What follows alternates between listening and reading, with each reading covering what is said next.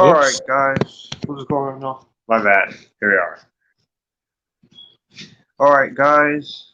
What's going on?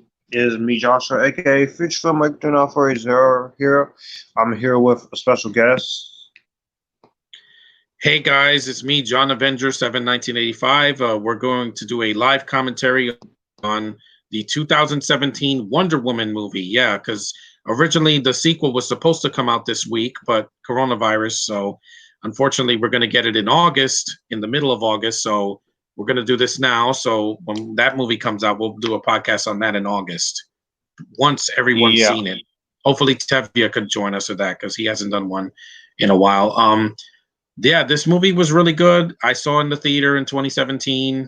I'm glad I did. The whole stupid controversy was dumb. You know, like, we want to have female screenings. Yeah, that wasn't necessary, guys. Let's all enjoy the film together. We don't have to do the separate, segregated film experience, Yeah, I do admit that was kind of necessary, but what people are going to do about it. But yeah, Wonder Woman, you all know how I feel about this. I did a full 30-minute, in-depth, long review of it. This movie when it came out. I think this movie is absolutely amazing. I don't really have any issues with it. Gal Gadot steals this movie, and for good reason. Yeah. And if you have a copy of this movie on 4K, digital, HBO Max, or DVD the DC or stream or the DC streaming service, you forgot about that. Or I think DC it's on the streaming service. Yeah, I think it should be there. I mean, it's 3 years old. Yeah, what's not there is the recent stuff. Yeah, you can watch this movie with us. Yeah, and feel free to leave comments and offer questions. Please, please, no trolls, no hateful comments towards Gal. I don't want to hear it. Not tonight, not today, because I'm really, really tired of that. I mean, Levy was getting a lot of comments for his Captain Marvel. When we were doing that, and I'm like, yeah, no, nothing sexist or hateful, or you'll be deleted. There's enough hate in this world. We don't need to spread anymore. So. Let's show some love to this film that came out that took the summer by storm, because originally Guardians 2 was going to be the big film of that summer, but we had this and DC finally struck a home run. It took them long enough, but this led to Shazam and Joker and Aquaman, even though Joker's separate, but it's still DC and it worked. So yeah, the individual films have been working for me. And hopefully we get our Flash movie. That's what I want. I don't care about the Snyder Cut. I've been saying that for 3 years. Let it go. If it happens, fine. I'll watch it and we'll see how it compares. But it's not going to make up for the fact that it flopped. This was a hit on its own without a director's cut. So Patty Jenkins does a good job here. So, okay. All right.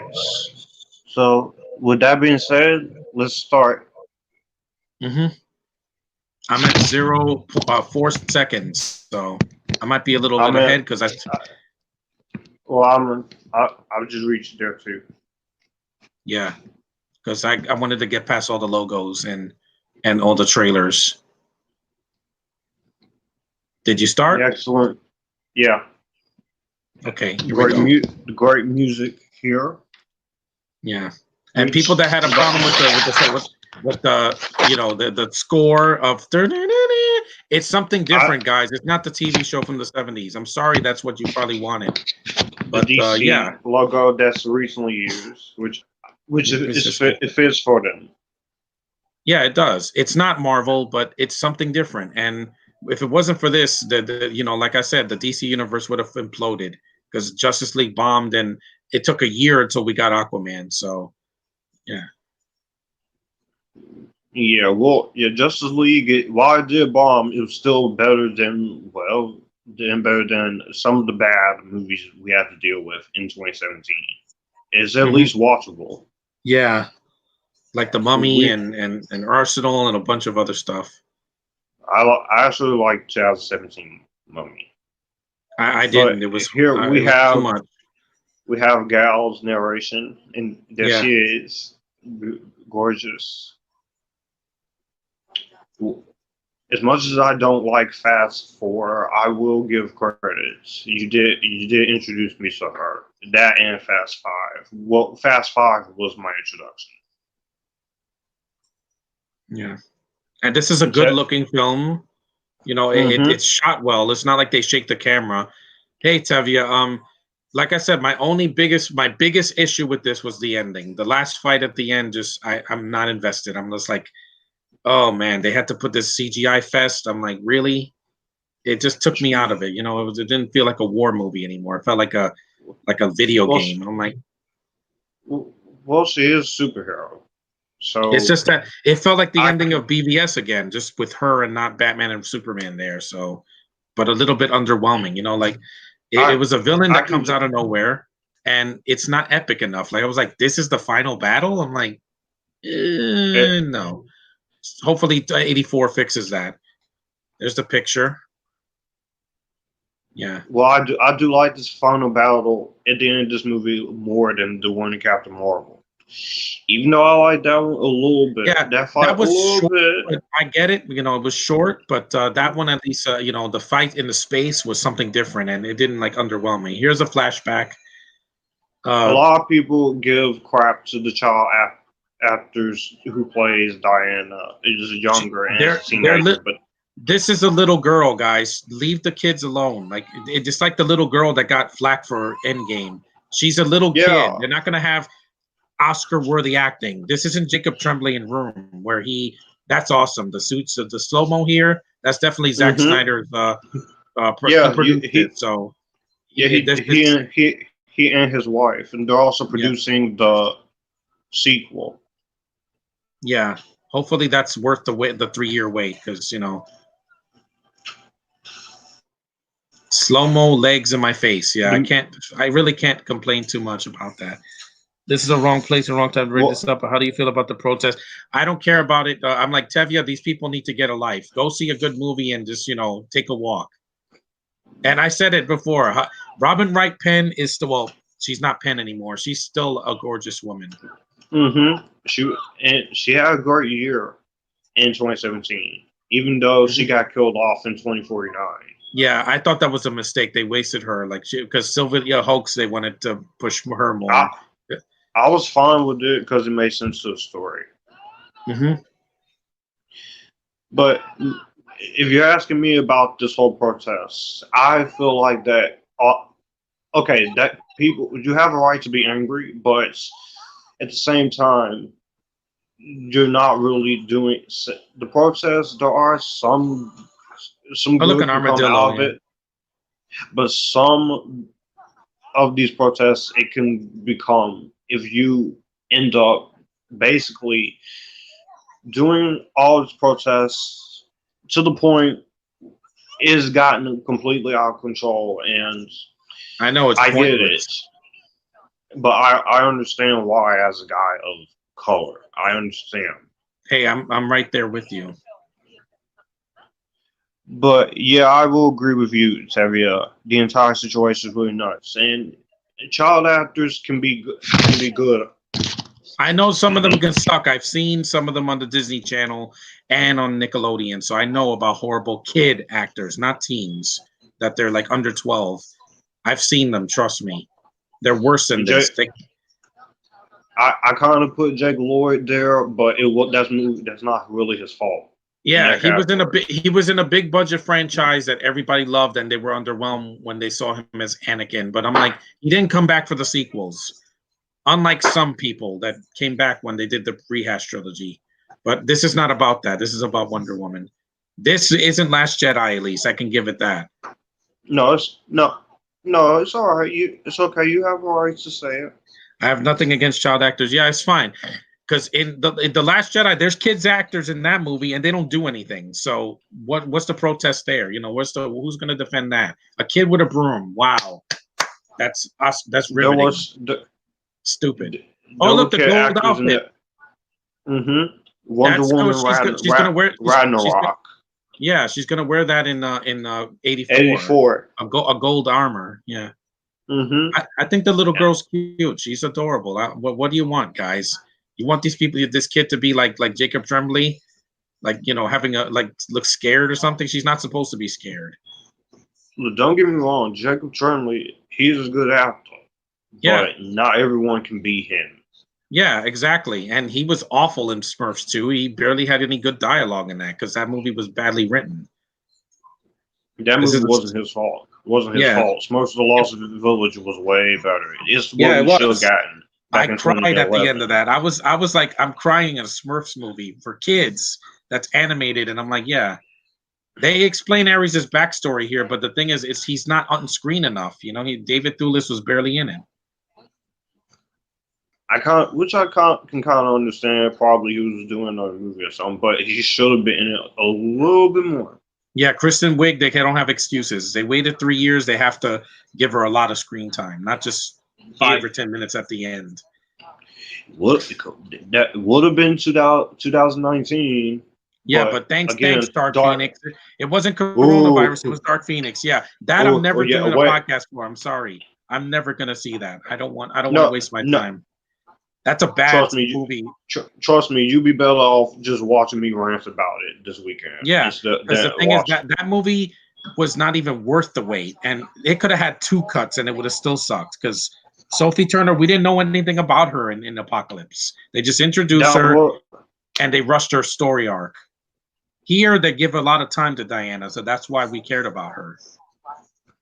Mm-hmm. Okay. This imagery looks good. It looks like 300. Mm-hmm. Which is another good movie. So you want about CGI blood, but it's it looks too like in the sequel. It bothered me too much. It looks way too fake. In Rise of an Empire, they use way too much of it. Well, mainly because they don't want to actually kill the actors on set. Yeah, they don't want to hurt anybody, but yeah. Because then it's a beautiful looking shot. Diana on the horse. Mm-hmm. On a real horse. It's not a CG. Yeah, it's not like those stupid horses in The Last Jedi. They look like they have like big ears. And it's not like the water horse in the Frozen 2. Oh, that looks great. Knock. Yeah, that water horse, that looks beautiful. Mm-hmm. That'll be in July. Frozen 1 and 2. Yeah, probably do those as one. But yeah, a lot of great imagery here. And people say, "Oh, this is horrible." I'm like, it looks like Wakanda, but with women, not with a full black cast. That's basically what they did here before Black Panther came out. Mm-hmm.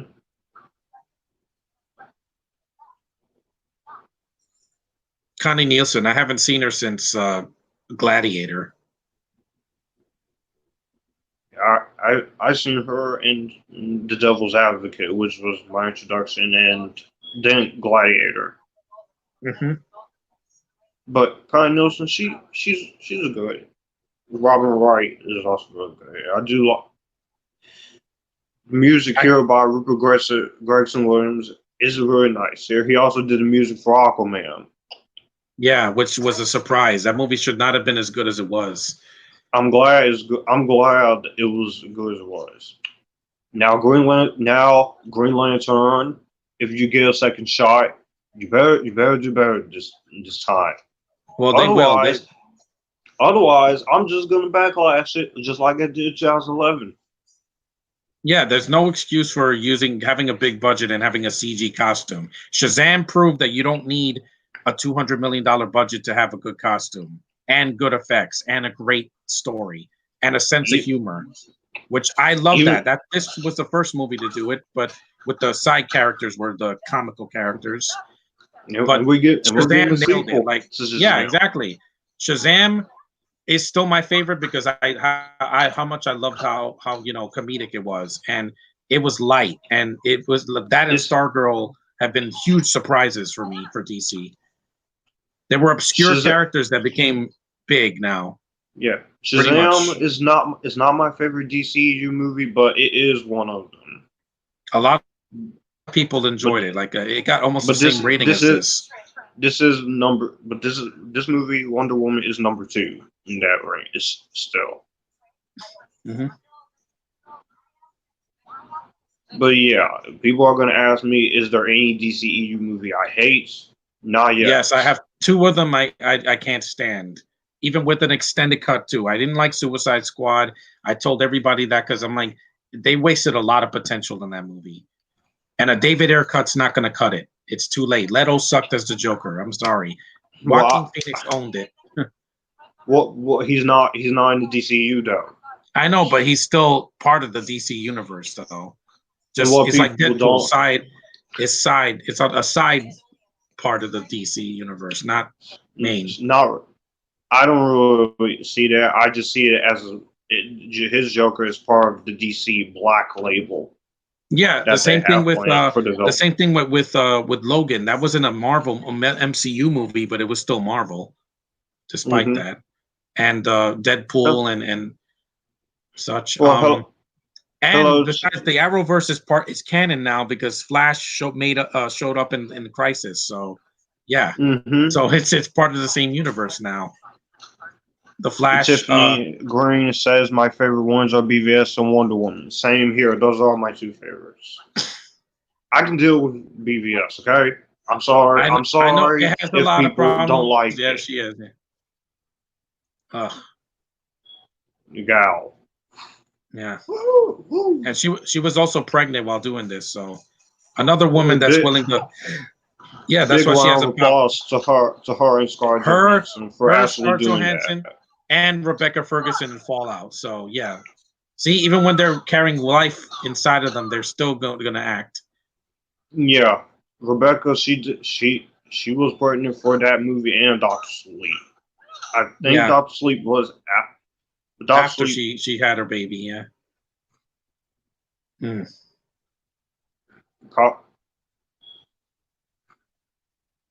some really good choreography here, but yeah, you heard from John. He's not a fan of Suicide Squad or Man of Steel, which I understand. I understand the problems, but I like all of them. Yeah, my DC movies should not be colorless and like undersaturated. They should have bright, pretty imagery and color. This movie has color. It's like a Xena episode, but with a bigger budget. And that's what it felt like for me. Xena. Well, for me personally, I don't think all of these movies. If you're gonna have all the characters you have, you can't. Not every single character can be colorful. You are gonna have to take some risk with this. So that's my defense of the whole DC not having color situation. So you can't expect to have color with every single DC character. It's only for certain characters. Yeah, Batman, I can understand him being bleak, but not an Arrow because that was its own thing. But Superman to me doesn't work when he's like depressing and mute and somber. It just didn't do it for me. It was like he doesn't smile. It's like so depressing. I was fine with that because at least it was trying to step out of his comfort zone. Superman Returns. I'm looking at you, Superman Returns. I still like that movie. I'm not hating on that movie. I used to hate it, but over the years I grew an appreciation for Superman Returns. Gal here just looking at her hands. I'll go in and pick anybody else for this part. And so all the people who say she can't act, I'm gonna say it right now. You wrong, man. They said she couldn't pull this off, and she did, just like Zachary Levi did for Shazam, and just like Brie Larson. Exactly. I'm sorry that people are upset that she's going to be in the Marvel universe a long time, but again. She isn't Batwoman, guys. That failed. That was a massive failure. Why you think the lead is gone? I'm sorry, but I hated Superman Returns. This is miles better. Yeah, because it had more action. But again, the action doesn't mean anything to me if I'm not invested in the character. That's why Suicide Squad I was out. There's Chris Pine. I understand. Man of Steel. Even I think a lot. When it comes to Superman movies, it's pretty divisive when you get to Returns and Man of Steel. It is pretty divisive, but it's good to have some people who are on both sides of the spectrum. Even some people who thinks Man of Steel is okay. it's good to have that. Yeah, My she's one saving hope him. for Aquaman 2, all I want with Aquaman 2, please recast Mera. With an absolute red I hair don't this need to time, see please. I don't need Amber Heard in my life again. I haven't seen a movie with her since that. Because I saw Paranoia with her and Liam Hemsworth, and I was so bored, man. So bored. Zombieland, she's just She's there. But She's not. She turns into a zombie and dies. So I get Zoe Dutch way better. And Emma Stone. And Abigail Breslin. Great imagery here. Love him say. I do. 84. I'm sorry to see how, because Kristen Wiig, she is going to be a practical. She's going to be her character is going to be a mix of CG and practical. And plus, I love Kristen Wiig. Yeah, I can hear her voice any day. You know me. As far as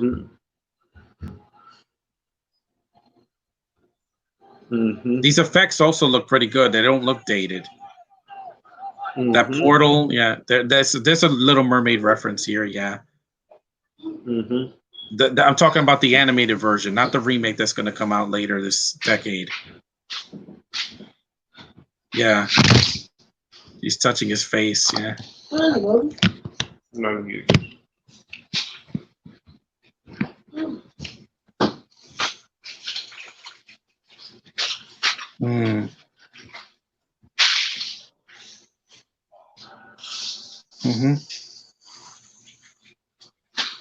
Yes, I am a man. Come on. With the other damn thing. Yeah, you're a man, exactly. That's a great line.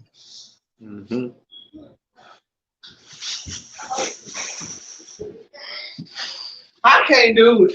I can't. You've never seen a man before. No, so. I know, right? You got Johnny Bone back there. I got these Malays. Just for a second. She probably. What you get? The Emperor replaced. Yeah. Tiffany, I agree, because unlike like Chris Pine, who's gonna come back, she just had nothing. She had nothing to offer me, like that Scarlett Johansson didn't offer me 10 years ago, guys. That's the problem. That she's trying to be like a really sub of like a watered down Scarlett Johansson. Yeah. And her look looks like Poison Ivy more than an Atlantean or whatever she is. I mean, they did it in Iron Man 2. They replaced Terrence Howard with Don Cheadle, and nobody cared. They were like, "No, we're fine with Don Cheadle. He's still in the Marvel universe, so in the MCU, so we're fine with it." The slow mo, yeah.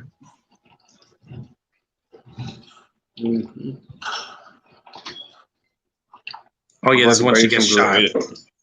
Brent Baser is way better. Right in the comic. Oh man.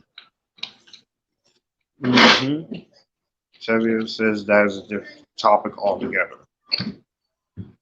And this movie is not afraid to show the horrors of battle.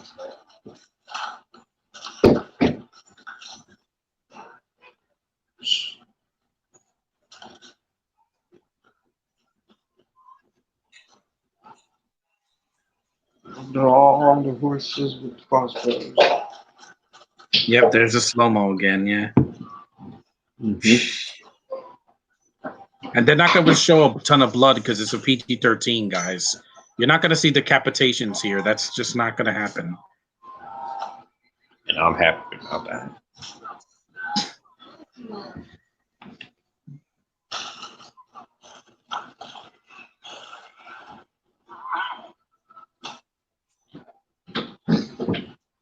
Yeah, here we go. This girl with the arrow.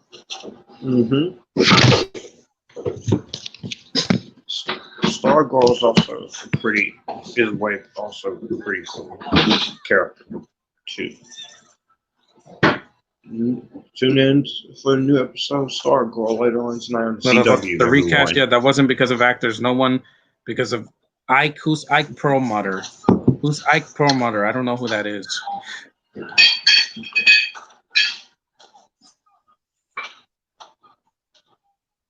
I never heard of him.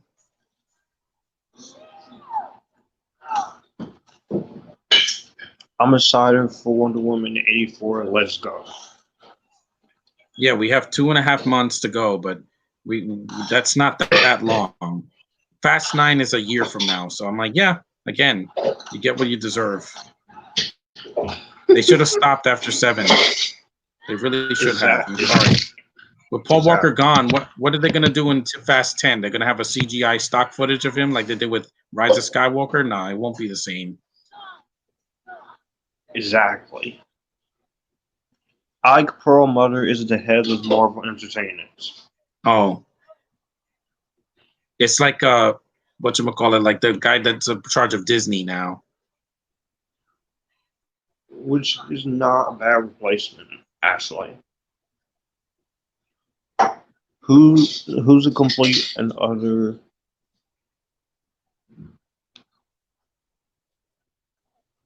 Who's a complete and utter asshole and a racist? I'm not kidding about that one. Yeah, I know a lot of these people are in the industry, Tevia.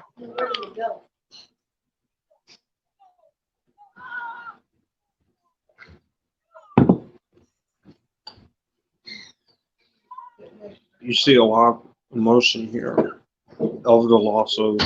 There's a death in, like, what, the first 20 minutes of the movie? And you brought these men here. No, yeah, 22 minutes in. Was fast pace. Get you straight in, get you straight out.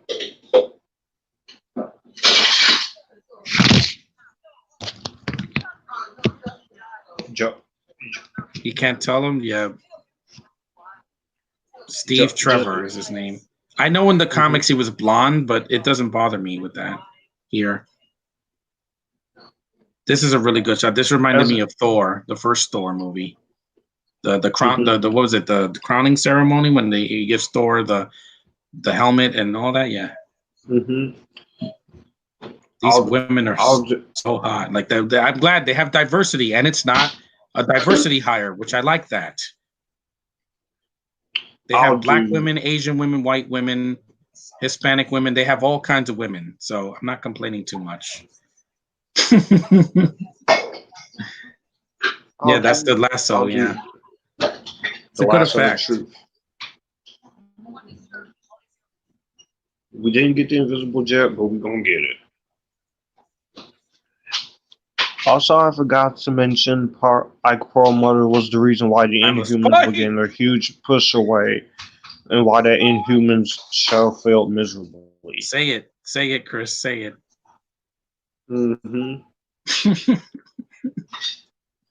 He did good as the Into Spider-Verse with his version. One? Who?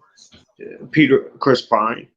Wait, he was in that movie? I forgot. Oh yeah, he's the one that dies. Yeah, because I'm like, he wasn't Peter B. Parker. That was Jake Johnson, and of course, Miles. Who? Yeah, the voice actor Shameik Moore was great. I thought he was really good. He brought a lot to that character.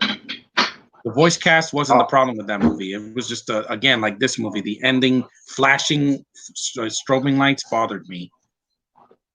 Not the fight itself, just the animation, the rapid colors. That was a little too much. This didn't have that problem. Oh yeah, that was that Hispanic lady with the face. Yeah, she's cute. She looks like Alicia Vikander, right? Yeah, I thought it was Alicia Vikander. The colors at the end of that fight in that movie doesn't bother me. No, it was a little bit too much. Like I don't suffer from seizures, but if I did, it would be a problem. It's like it's very rapid. It's like phew, phew, phew, phew, phew, phew. And there's Danny Huston. Yeah, Doctor Strange kind of did the same thing with too. that. Yeah, there's some movies that they need to warn people that suffer from epileptics that this isn't for you. Like Rise of Skywalker did that. When the screenings happened, they said if you suffer from strobing effects, epileptics, then don't see it. But yeah,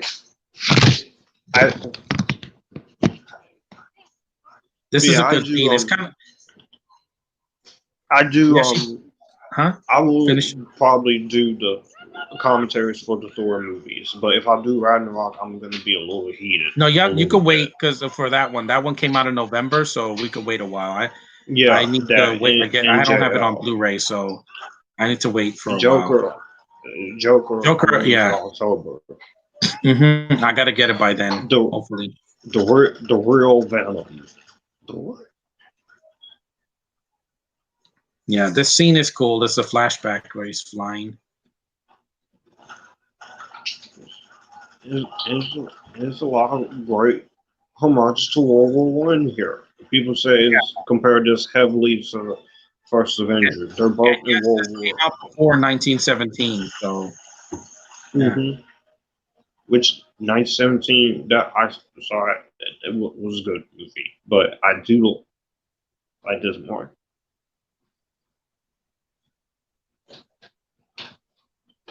Well, Ragnarok is on Disney Plus. Yeah, it is. Yeah, but I don't have Disney Plus on my computer. My sister does. At least the Mandalorian documentary gets better and better. That's great. Yeah, that's the reason to get Disney Plus. That and the Mandalorian when season 2 comes out. I'm waiting for the Frozen 2 documentary that's supposed to come out. That's June 26th. That's in a couple weeks. And I'm gonna see it. WandaVision in December. It's gonna be tight. Gal is such an emotional little flower. She really is. For a tall woman, it's very, very emotional. And she's a caring person, guys. Despite the accent, yes, she is very caring. I've seen the pics of her at Comic-Con and where that little girl was crying. I'm like, again, she was overwhelmed with emotion. And I'm like, again, she cares about people. Speaking of podcasts, reminds me, I'm just wondering if we're going to be able to discuss. Yes, we're going to do it, but Tevya, not this week because I have things to do. And when is the break for Stargirl? At the end of June or July? I think he was kind of talking about. I think he was talking about the pilot. I don't know. The pilot, but the first 2 episodes. I'm not sure where the break is. She has beautiful hair, man. Oh my god. I love Frozen 2 better than the first one, says Tiffany. Well, Show Yourself is one of the big reasons why, because I need to know how they did that animation and all that color and beautiful imagery. That was art right there. It really was, and it was shafted of an Oscar. Thanks a lot, Disney. At least it got Into the Unknown. It got into the unknown. It won on the KCAs. I'm very happy about that. That was a win for me for Doug Cameron too. So and for her fault. Because what won Best Animated? I forgot. It was Toy Story 4. Good film, but like I said, I preferred Frozen 2 more. I was more invested. Frozen 2 should have been that was next level animation right there, because I was like, they took the first movie and they enhanced the animation and made more vast scale, surroundings and buildings and the mountains and all that. I was breathtaking. I could not believe, this is the bathtub scene. Yeah. I think the plan is to do a discussion on the entire first season. Good idea. Yeah, probably, because there's only been 2 episodes. And the 3rd episode premieres tonight. Oh, he needs a towel.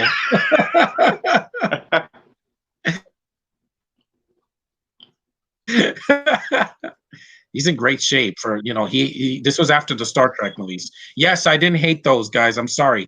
I'm still not a fan of J.J. Abrams, but Chris Pine was not the problem with those movies. It was a different take on Kirk. I thought it was the Spider-Verse 1. No, that was last year, Tevye. I'm saying this year was Toy Story 4. Yeah, he's talking about 2019 Oscars, but 2000, Toy Story 4. Thanks a lot. Even though I like that movie. A watch, because they're not going to say it's my junk. Yeah, they would do that in that Harley Quinn show, because that show has no boundaries. They're like, we're going to have brutal violence, curse words, and gay stuff. I'm like, okay, that's you. Tevye loves that show. I know he does, but I'm like, it's not for me. I don't like the design of Harley Quinn. I don't like how brutal it's violent just to be violent. And it's like, yeah, of course it is, because it's not for kids. Like, there's a lot of blood, and I'm like, of course there is. Rick and Morty has a lot of blood too. Well, Harley is a violent character. I know, but she's not Joker. Like without Joker, she's just like kind of secondary. At least she's better off on her own than having to get hit every 5 seconds. Oh, she gets hit just by other men, not by other villains in the show. That's not. I've seen some of it, but I'm like, why would they make her a bisexual in the comics? Seriously, answer that for me, internet. Why? Because Joker beat her up, so she's got to be with a woman. I'm like, oh my god. Please don't do that to Wonder Woman. Please don't. It's not needed. Gal is not going to do that. Well, you push down all that abuse. Where you think is going to go? Yeah. Right into a woman's arms. And to who? Poison Ivy. I'm like, I get why they hang out together, but I don't get the attraction. I just don't get it. I mean, Poison Ivy's attracted to anything that moves. I get that. But with her, it feels really forced. Well, since Joker was successful, we can get Poison Ivy done right again. Yeah. Uma Thurman's wasn't the problem. No, it wasn't. It was the writing. Positives in that movie.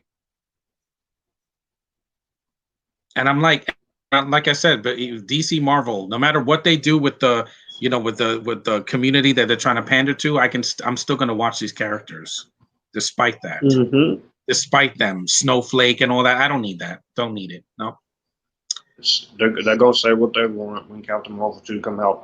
You're like, they're going to make her lesbian. How progressive. No, I'm still attracted to Brie. That's never going to change, guys. No, unless Brie does an Amber Heard, then I'm not going to be attracted to her anymore. But she's not an abuser. During the lockdown, Brie Larson gave food to homeless people and was kind to those less fortunate. Does that sound like a woman that has a big ego? No, that's a woman with heart. This is a nod to the first Spider-Man movie, the Sam Raimi movie, when he's climbing the wall. Yeah, reminded me of that. The good one. Yeah, the good one. Not Amazing Spider-Man just did nothing for me. They didn't even have that scene where he's climbing the wall. Yeah, exactly. That's a bad movie, and that had color, but it's trying to be a cartoon from the 90s. But it doesn't fit because Venom is not he's not a wisecracker like Venom like Spider-Man or Deadpool. He's just not. He's not that character. He's not family friendly either. Exactly. That's ridiculous. He bites the heads off people and there's no blood. There was no excuse. Like I said, the only way you're gonna win me over with Venom 2 is that if you show blood in that one. Because he does deserve that. But her climbing up the walls. Yeah, it's like Spider-Man. There's a lot of nods in DC movies and Marvel movies to other films. Because Homecoming, yes, that came out right after this. And it has a nod to Superman 2, the theatrical cut, where Lois is in Paris and falling in the elevator. That's straight out of Superman 2 in Spider-Man when he's saving the kids in Washington, in the elevator. It reminded me of that. It's not a ripoff. It's just its own. It's a not really. The whole bisexual thing for Harley Quinn was actually hinted with the Batman the Animated Series. I didn't see that, Tevi. I was a little boy. To me, I didn't know what bi was at that time. I didn't know gay until Xena came out. But I still was attracted to her. Yeah, Xena and Gabriella, they were friends, and then they had to make them lovers. I'm like, really? It's forced. It's completely forced. I didn't watch the animated Batman series during the Christmas break of 2020. Oh yeah, it came out after you were born, Josh. That's why it came out in 1992. You weren't around yet. I was 7. Yeah. So I loved it. I loved the Batman, so I would watch that series. That's her with the sword, yeah, like that sword. Mm-hmm. Mm. They better not do it in Wonder Woman 84 or in if they do if she does a crossover with any of the girls, other DC females. I don't see Harley all over her. I don't want to see that. Margot Robbie, no, it does nothing for me. Just does nothing. What if they had her crossover with the Shazam family? Yeah, exactly. If she kissed Shazam, I'd be like, okay, that's a little bit weird, but it's also kind of cute.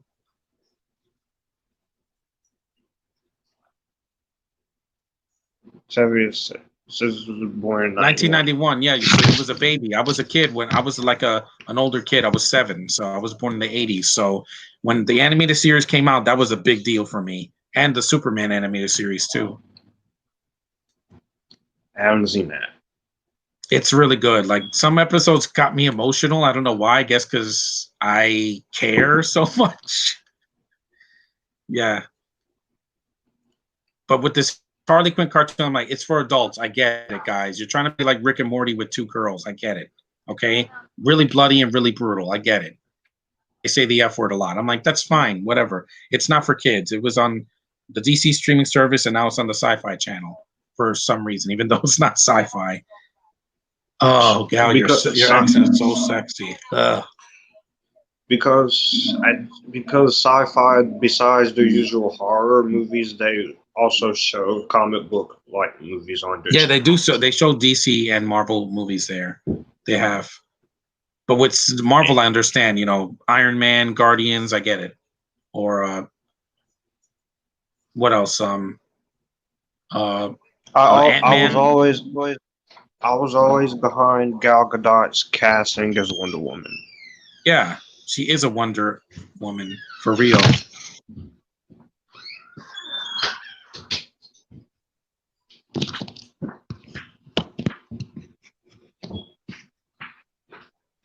Farewell scene. Mm-hmm. Yeah, it's at night, but I can see it. So Solo, you had no excuse.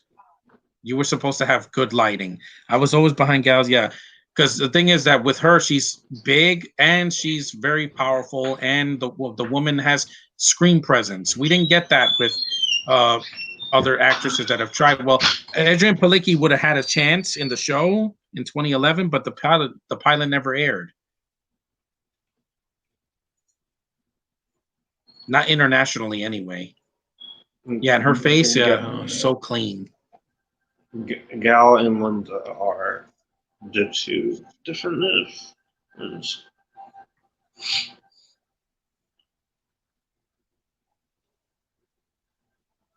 Doctor Strange Multiverse of Madness is going to end up having a whole lot of crazy stuff.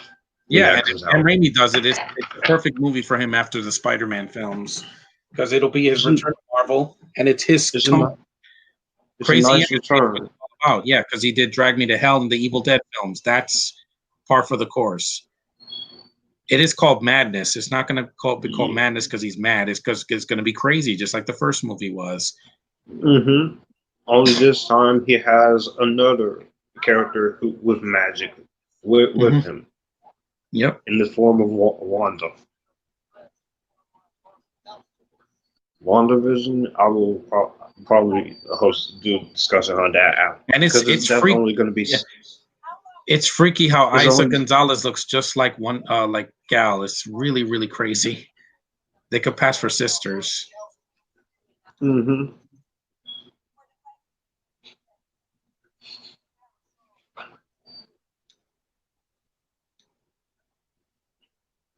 Oh, Stephanie Green says Alicia Vikander is beautiful. I can agree with that. I agree. Yeah, exactly. Why am I going to complain about Vikander? I didn't like her in Tomb Raider, guys. I'm sorry. I'm glad she wasn't in this. This woman just looks like her. Something Anya or Anaya or something like that. The lady with the face. Elena Anaya, I think. Some names are hard to pronounce, especially Japanese names. Yeah. But I do my best with pronouncing them when reviewing the Godzilla films, which I'm still doing. Yeah. And the fact that this movie got banned in certain countries, I don't get it. I didn't understand that. They're just racists. Mm-hmm. The like those Middle Eastern countries are like, oh no, this is a film with an Israeli chick that was in an army. We got to ban it. I'm like, why? It's not super violent. They're just racist again, just like the protesters. It's ridiculous. They're lucky they didn't ban the Godzilla King of the Monsters last year. Yeah. Yeah, he's like, I don't sleep with a woman. Yuck. Yeah, she talks about, oh, we read books about procreation. I'm like, again, I'm for that, guys.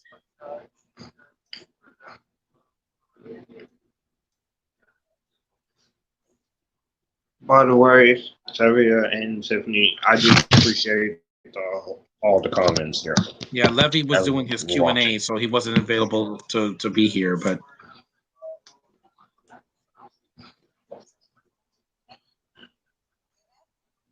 there's going to be more coming sometimes this month here. Yeah. I do have Into the Spider-Verse. I'll be doing that alone. Yeah, because I don't own the movie. I have it on Netflix, but yeah, I can wait. I got to get it on Blu-ray eventually. But maybe at home, it won't. The flashy imagery won't bother me as much because on a big screen it does. But at home, maybe I can condense the color in that scene. Yeah, at home. Yeah, for some people at home, it can be much better. Yeah, because when I saw Captain Marvel, like I said, the scene at night, I couldn't see it in the theater because the theater was really dark. But at home, I could see it just fine. The digital copy I saw earlier this year, yeah, the lighting is way better, like on video. People said King of the Monsters was too dark, but I could see what's going on there. And it's very colorful with each different monster, especially Godzilla, Mothra, and Rodan. With Ghidorah is. What is it?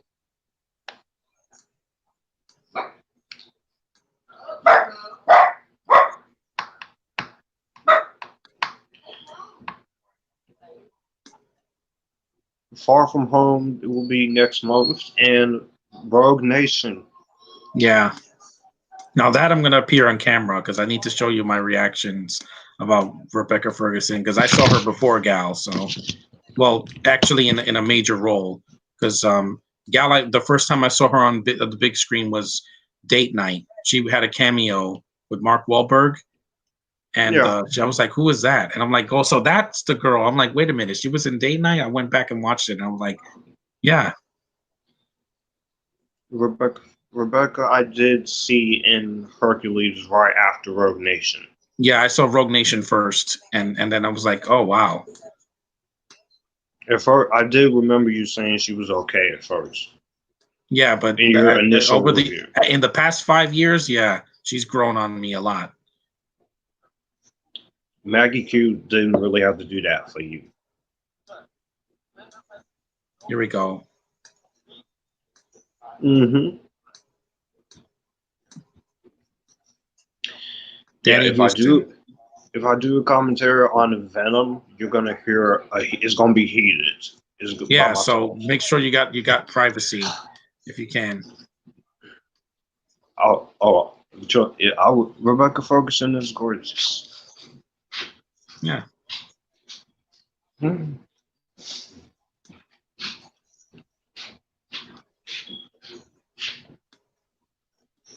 Yeah. I do agree with that understatement. That is an understatement. Yeah, you spelled her name wrong. It's got a U in it, not an E. It's Ferguson. I know how to spell it, guys. It's an easy name to spell. It's okay. We all mess up. Yeah, it's fine. It's a misprint. But yeah, there's the chick with the scar. Yeah, she looks like I thought that was Alicia Vikander because I'm like, or her mother or something because it looks just like her. They have the same face. It's weird. Yeah, it is weird. Britt Robertson, Sabrina Carpenter. Yeah, they look like twins. Emily Browning, Matt Bomer and Henry Cavill. I'm like, they look alike. It's just strange. Ezra Miller and Adam Driver. Mm-hmm. It's weird. Like they look like clones, and they're not. They're nothing alike, but they're still. They have that face, you know. Yeah. Even Brandon Routh, he looked like a young Christopher Reeve. It's really strange. Yeah. Uma Thurman and Maya Hawke, which is accurate because Maya Hawke is her daughter.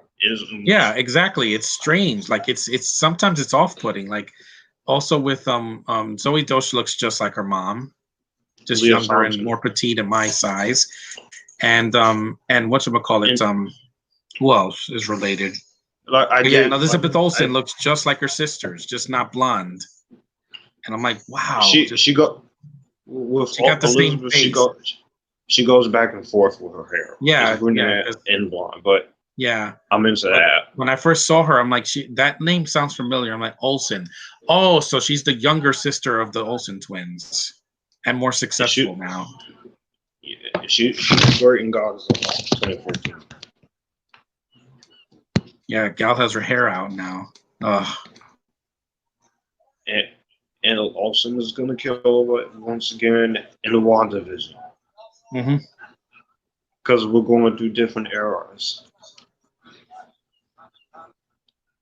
Movie Micah says Wonder Woman is a bad movie. Darth Vader 21 says hi. Tiffany Green says Elizabeth Olsen is the hottest Olsen.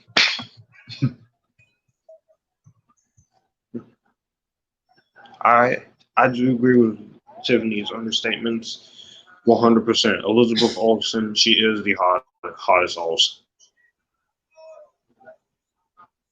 I see. No, I did not hear that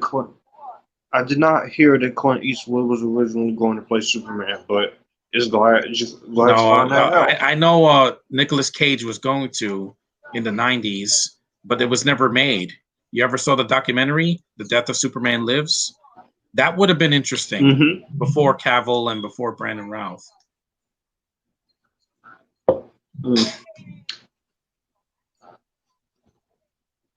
But yeah, I do agree with Tiffany that Elizabeth is the hottest Olsen sister. Yeah, she doesn't look like a stick like the other two. Lost a lot of weight in the 2000s. I was like, wow, I don't like anorexia, guys. I like you to eat something. Gal eats. She's very thin, but she eats. The same does Lucy Hale. What do these women wear? Yeah, dresses. You hear that, JJ? Dresses. Beautiful gowns and dresses. Feminine. He has a problem with that. I don't know what it is. Come on. The only movie what do you mean that's not fair? In Mission Impossible 3 is the only movie he did that a woman has a dress in. Yeah. If you're talking about Maggie Q, then yeah. Yeah. This is the Mary Poppins character. She's the best character in Fantasy Island.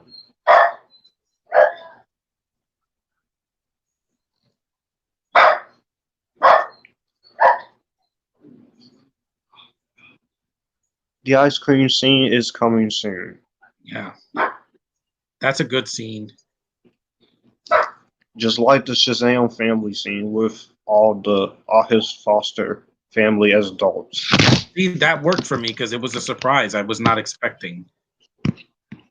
And there was color and the fights against those creatures. I'm like, yeah, it looked really good and it was in a different location, not in a big city. It was in a carnival. Yep, corsets. Or yeah. This film it embraces feminine charm. It didn't like, oh no, this is a movie for guys. No, it's for everyone. Yeah, just like the scene with Joker on the talk show and Joker. That I didn't see that. Nobody saw that coming. Yeah, the speech is amazing, and then when he shoots Robert De Niro, I was like, what? They homage the Dark Knight Returns. Similar. Yeah, that he breaks the glass and he cuts the guy here. He's like, blam! I'm like, what? Oh yeah, that dress, the purple dress, it looks cute. Like Maggie Q's character is the best on Fantasy Island. Beyond that, I hate the movie. Yeah, again, they wasted her and Lucy Hale. Stop making a beautiful woman a villain. It doesn't work for me. Because then I'm not invested because I'm more attracted to her than threatened. As I told Tiffany yesterday, if you're going to put Lucy Hale in a horror movie, you better don't make her the villain and get a better writer. Stop getting the people that did Truth or Dare or the Blumhouse people. You can get some talent. Blumhouse doesn't always make bad films. Invisible Man is proof of that. I heard. You had Elizabeth Moss. The Glasses, Superman 1978. Yeah, there's a lot of homages to that movie in this scene. Yeah. There's glasses like you, Josh. Mm-hmm. But yeah, I didn't hate Fantasy Island. I just thought it was okay, but disappointing. It could have been She so has much a more. sword. That just looks so weird. And everyone else is walking around with like backpacks and she has like this giant sword. See, this movie has a sense of humor. It's a lot of visual gags, but it's charming. Mm-hmm. That's why the critics loved it. I'm like, yeah, because it has a sense of humor.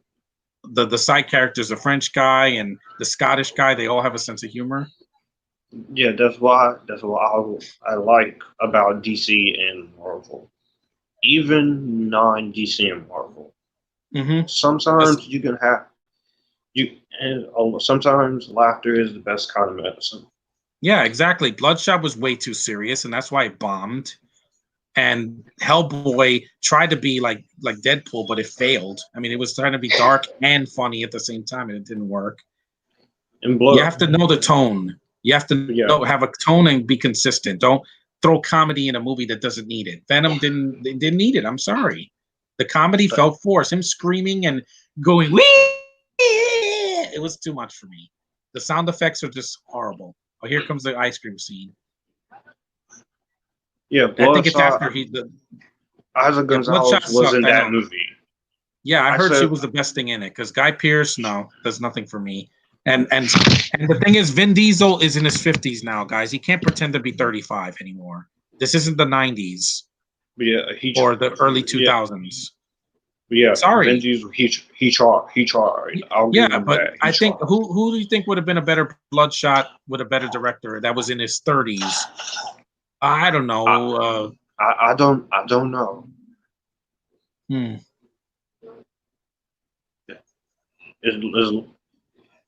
As long as it's not Hayden Christensen, because then I'm really gonna have to hear people whine.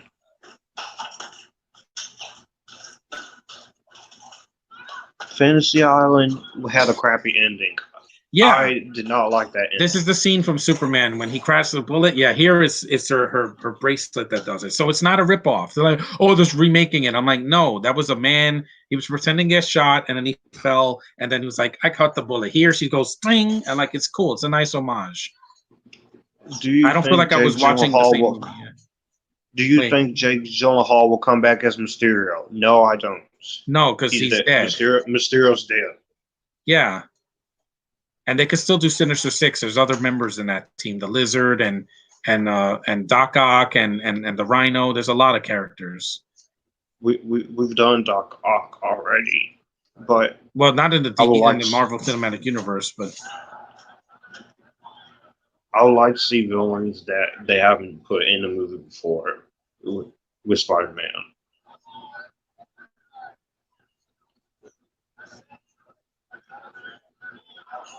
But yeah, I do. Fantasy Island had a crappy ending. As I say in my review, when you get to that twist, I was like, why does everything need a twist, guys? This movie had a twist, and it took me out a little bit, but the movie was worth watching, though. It wasn't like they made Gal the villain out of nowhere, or she was being controlled. That would have been stupid. Like Ares controls her and kills Steve. That would have been bad. That would have pissed people off. The twist in Invisible Man was way better. Yeah, don't tell me anything. I want to see it in October for Halloween. I heard Elizabeth Moss was great in it. She is. And I've heard the news. Yes, Tev, I've heard the news about Ryan Gosling is going to be the new Wolfman. They better not use a bunch of CG like last time, because it looked horrible. The CGI Wolfman movie from 2010, no, that's not for me. You know what? No, I'm interested to see a new Wolfman. But do it right. I'm interested. They can use a practical suit or makeup and then use CG for some of the fighting, but don't make it a full digital Wolfman. It's not going to work. It's going to look like a Van Helsing. Or you could use animatronics. Yeah, exactly. You can still use it. Mandalorian had a lot of practical effects. Baby Yoda and the creatures and a lot of the makeup effects that they did on the actors. It really works. So there's no excuse. Budget is not an excuse. You can't wait for season 2 of that. Yeah. Because Gina Carano was great. A female character in Star Wars that didn't suck. That's rare for me now.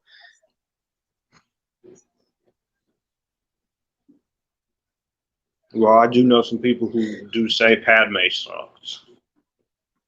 Well, but I'm saying that, if they have written her better, I think that, she wouldn't have been hated as much. It's just that, it's Natalie Portman. They were expecting like Oscar-worthy performances from her in those movies. But I'm like, if it wasn't for those movies, I would have never seen Black Swan. And yeah, I saw that movie and it was great. Her performance was fantastic. Diana Prince, yeah, that's a great night. Mm-hmm. And I love the costumes in this movie. It's a period piece like Captain America, but it didn't rip it off. There's not a Red Skull moment here like in Captain America: The First Avenger. It's its own movie. And Captain Marvel was also a period piece too. Yeah, in the 90s. Mm-hmm. And Stargirl is interesting. It's in present day and it works. It starts with a flashback and then it works with her being in the modern world and trying to adapt. And her and Luke Wilson have a good rapport with each other, and they're just stepdaughter and stepfather, right? Yes, not a foster kid because her mother's alive. And Amy Smart is beautiful, man. Seriously, watch Clone Wars because that series was fantastic. It's great. Clone Wars. I've been watching it from the beginning because the seventh season just ended, so I want to watch it from the beginning to end, so I could get all caught up. For those who is this woman? Don't like Star Wars prequels. For those who don't like Star Wars prequels, it does fill in a lot of blanks and makes them appreciative.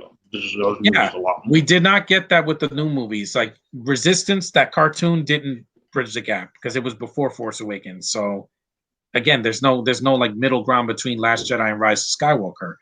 That's why people turned on it. Jonah Harris says hi.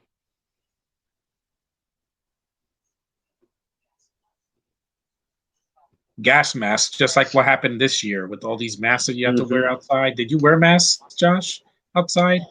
I did. I had to wear it every month since March. No, I didn't. Oh, you didn't go outside. That's why, right? I only went when I went to go buy my new laptop and camera, but we were off quarantine in my area. So yeah. But I still have to wear the mask. So. Yeah, I still have to wear a mask even when lockdown's over because you're not a precaution. She has the most expressive eyes. I'm like, oh, that's not real acting. Yes, it is, because Tom Hardy had to do that with Dark Knight Rises. He had to act with his eyes because you don't see his face throughout most of it. David Thewlis, the guy from Harry Potter and Dragonheart. Yeah, Dragonheart. He was such a pain in that movie. Oh my God, he was a villain that wouldn't die. I liked him in Harry Potter as Lupin. Mm.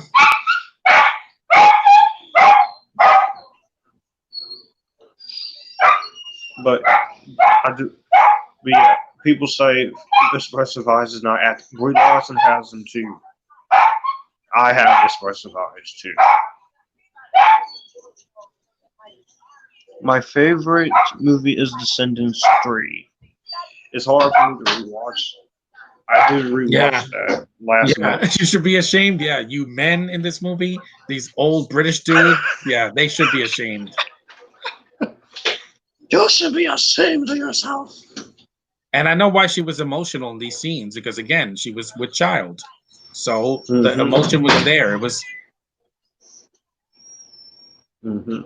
I love Dragonheart. I do too. I like Dragonheart a lot too.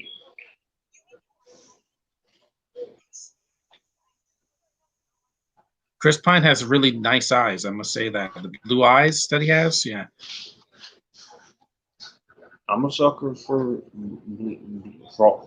blue, green, or brown eyes. Yeah. He also did a pretty decent job in Rise of the Guardians as Jack Frost, basically the male Elsa. Yeah. That's what it reminded me of because he was, he has ice powers and he has white hair. Yeah. It's Elsa just as a guy. Yeah. Before Elsa.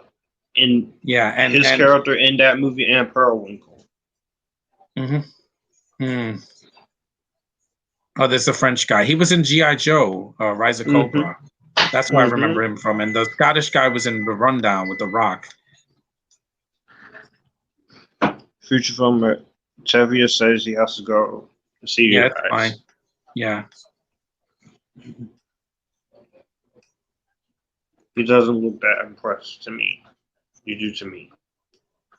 Your eyes are soft as your smile. And your eyes look like they want something. I know Chinese too, tricky girl. But can you recite Socrates in ancient Greek?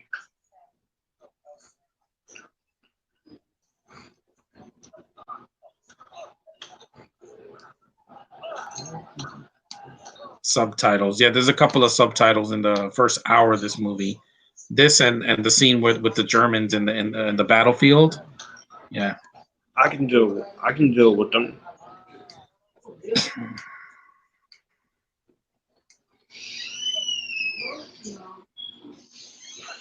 But yeah.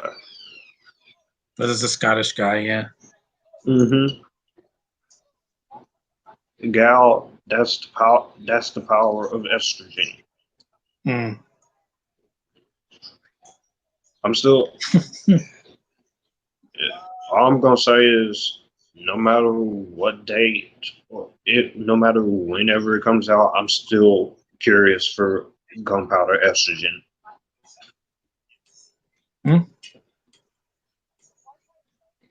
Before I go, I was just wondering if you yeah, I would probably be interested in doing Justice League and Apocalypse Dark Apocalypse War. I did enjoy it. I haven't seen it yet, so. But yeah, I wouldn't mind joining it for that later this year.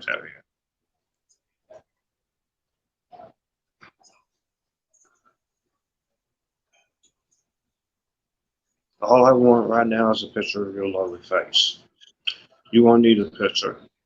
I'm going to come with you. Nowadays, that's basically what every guy wants. With as far as the Wonder Woman character goes, a picture or a toy or a Funko Pop.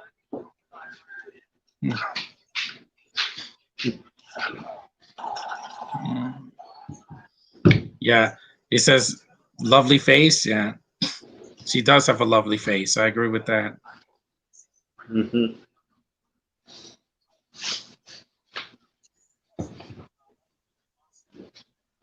I wouldn't change a thing about it.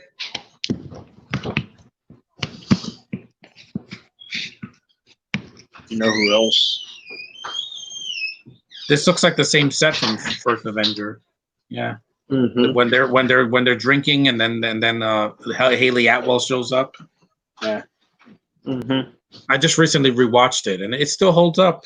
The First Avenger.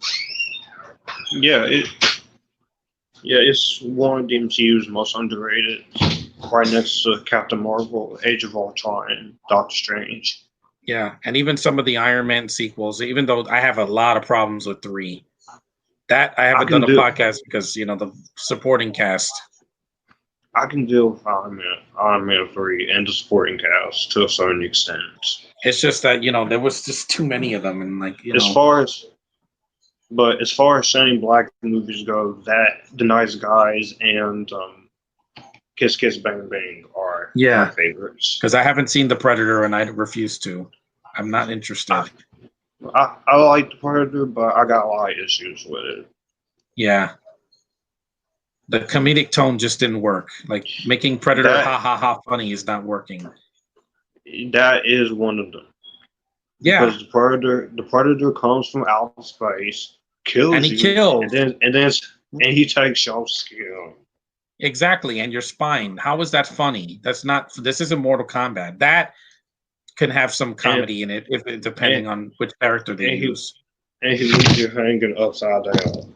Exactly. That's not funny, guys. I saw the first 2 movies. The first one had some jokes, but it wasn't every 5 minutes.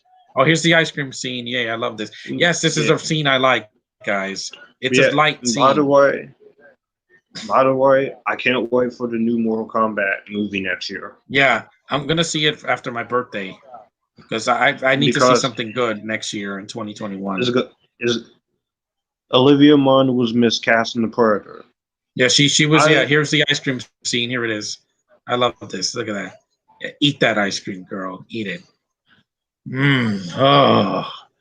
Yeah, I'd rather see her Yeah. in. I'd rather see Olivia Munn in The Predator than because in Dark Phoenix, if they would brought back for Dark Phoenix and kill her off, I would have been upset. Yeah, no, she just wasn't there. Her and Lana Condor refused to come back, and I don't blame them. They had better things to do.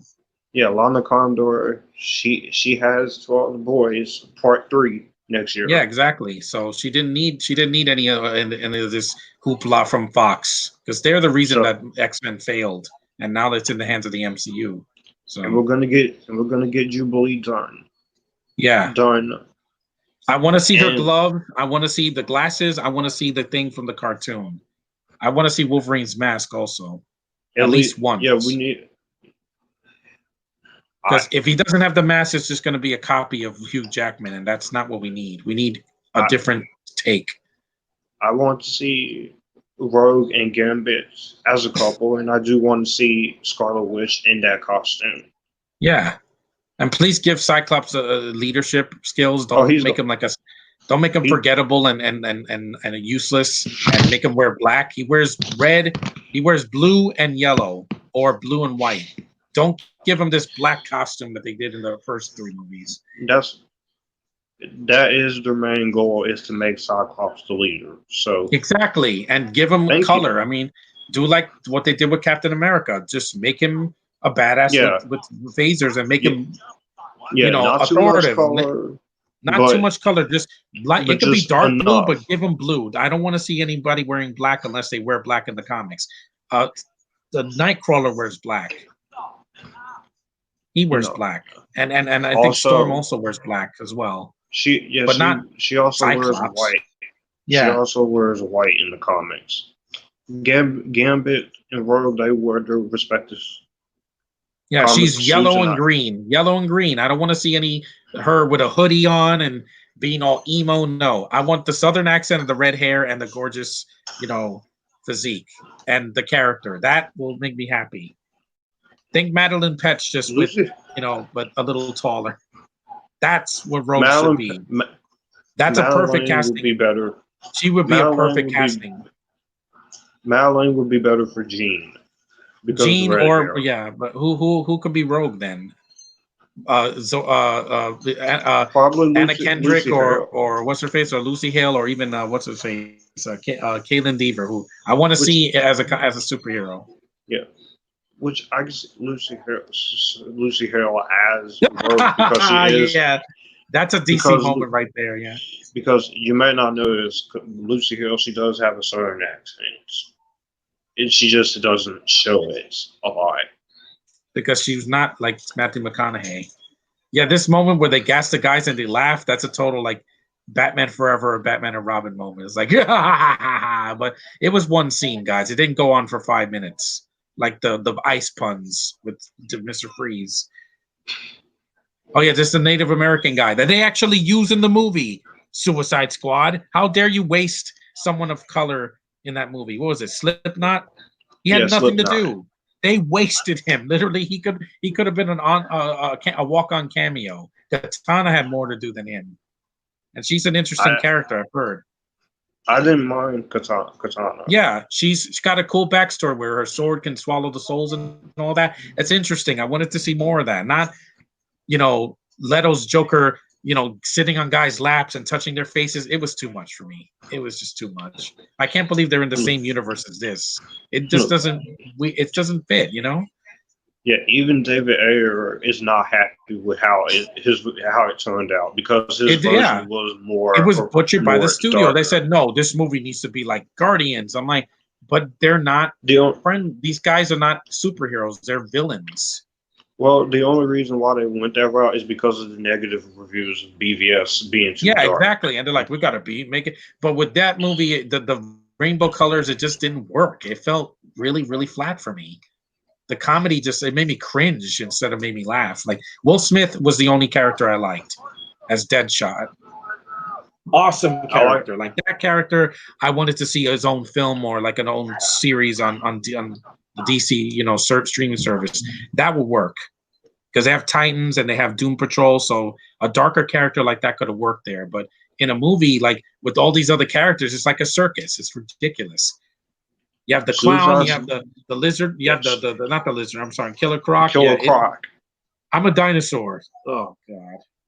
And it beat Star Trek Beyond for best makeup. No, that's a bunch of BS. It really is. Well, I do like the makeup on Killer Croc better.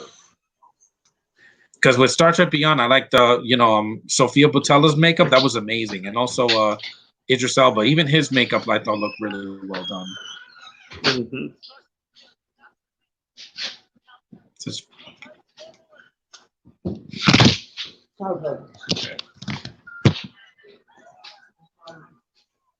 And Sophia Boutella, she's a pretty cool character in Beyond.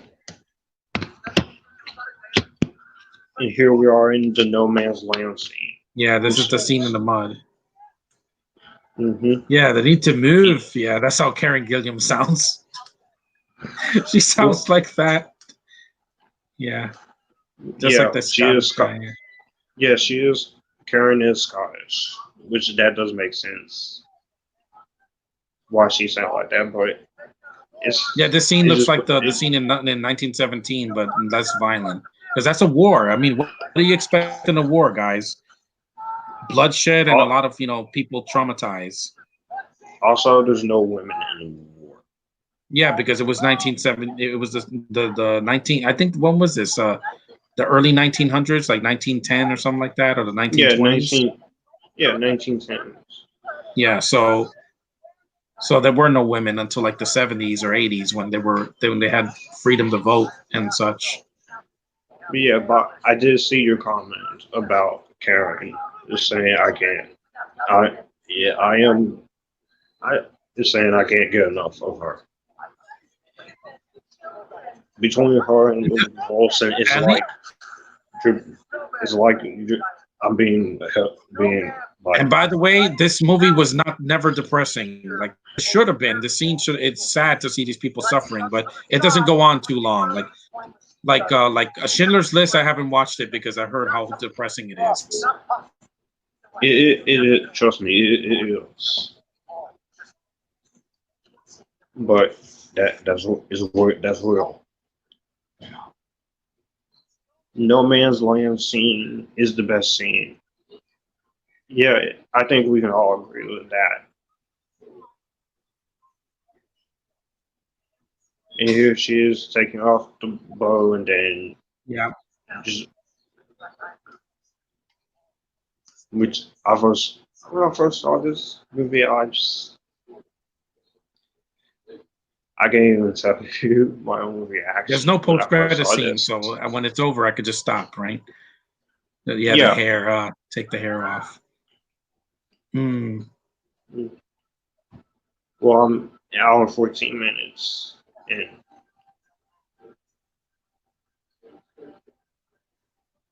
It's good they chose this.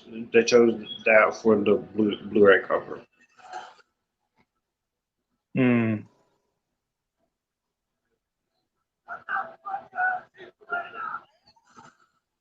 this is a nice reference to in Age of Ultron when Scarlet Witch helps Hawkeye. Yeah, and that was at the end of the movie. Yeah, that was in the end. This is like halfway through. We're still an hour and 5 minutes in. An hour and 15 minutes. Yeah. Just well shot, well done scene here. And I do love the music track here for it too. It's a nice sound design here. And the fact that this didn't get any Oscars, shame on you, Academy. This didn't get anything. Because it was it's a superhero movie. That's why. Again, but Justice League didn't get one either, but Joker got it. That's a comic book movie, and so was Suicide Squad. Yeah, so there's no excuse now. Now comic book movies can be taken seriously and get Oscar nods. Captain Marvel should have gotten one. Yeah, it didn't get anything, not even for visuals or the costume design or anything. Shazam, kind of not worth it, but It would have been nice. Though. Yeah, this year, what's going to get it? Dune needs to get something when that comes out. That's going to be amazing. I hope it is amazing, because I do have my restrictions. Why? Because it's going to be like really long. It's a Denis Villeneuve movie. He's basically Canadian Christopher Nolan. Yeah, Not what his I movies meant. are long. Not The what I pacing? meant. Oh, it's in the desert. The casting. I mean, yeah, it's got. No, none of that. I just hope it doesn't end up doing the same thing the 1984 one did. Flop. It's just it's coming out in December. There's not really any competition. What's the only movie coming out in December? Top Gun 2? That might flop too. So. Top Gun Maverick, directed by the director of Tron Legacy. Yeah, I still need to see the first one. I haven't seen Top Gun. I know everybody says, "Oh, it's an '80s classic." I know, but I haven't seen it yet. I gotta wait. And even the director of Tron Legacy and Top Gun Maverick, he says he still wants to do a Tron 3. You still can with Olivia Wilde's core and Garrett Hedlund. You still can. Just. And I know that Wonder Woman can fly, but here she just jumps really high, like in the TV show. Oh, crap. Yeah, we'll see her fly. It's progression. She'll get the invisible jet, people.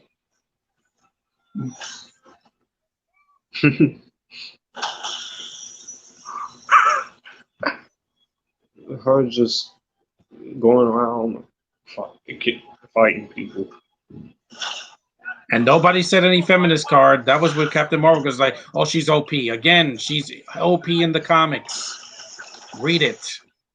Or see the cartoons. She's supposed to be that way.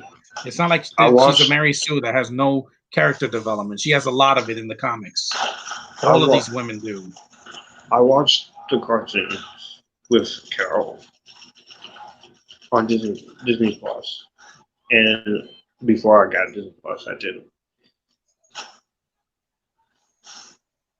watch what they gonna do? Whine when Carol gets the Warbird suit? Yeah, I don't want to hear the controversy for that, because there is no controversy. Nobody's whining with Wanda wearing her classic suit. Yeah, in Avengers: Age of Ultron, she was wearing what, a jacket? Yeah, like a jacket and shorts. It didn't bother me, guys. And then Civil War, in Civil War, Infinity War, Endgame, she gets the upgrade costume again. Costume progression. So they build up to something.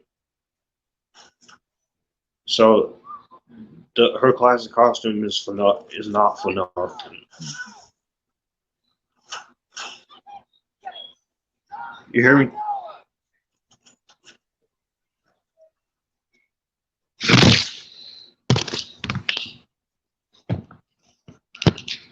An hour and 20 minutes. The movie just flows right on by. I didn't like that woman. I didn't see it. I refused to. She's not even a strong character. I didn't see the show because I saw her in the Crisis and Earth X, and I was like, this character sucks. This should have been Batman. But no, because they don't have the rights. They're like, no, we have to put this woman with a horrible wig. At least Gal doesn't wear a wig, or Brie Larson, and it looks better when it's real hair, not a stupid wig covering your eyes, you know? Supergirl is more stronger than Batwoman. Exactly, and Melissa's earned her spot. Ruby got hurt on the first set of the first season, and she's gone now. See? Told you, justice is served now. Daredevil, justice has been served. That's a cool scene when she jumps on the tower, yeah. Mm-hmm. Brett Basinger on her spot. Only 2 episodes so far. Yeah, with Stargirl, they have something good here. Yeah, the villains are not great. I've said that but they're villain of the week. So they're not going to be long-running villains like in The Flash or Arrow or Supergirl or Legends of Tomorrow.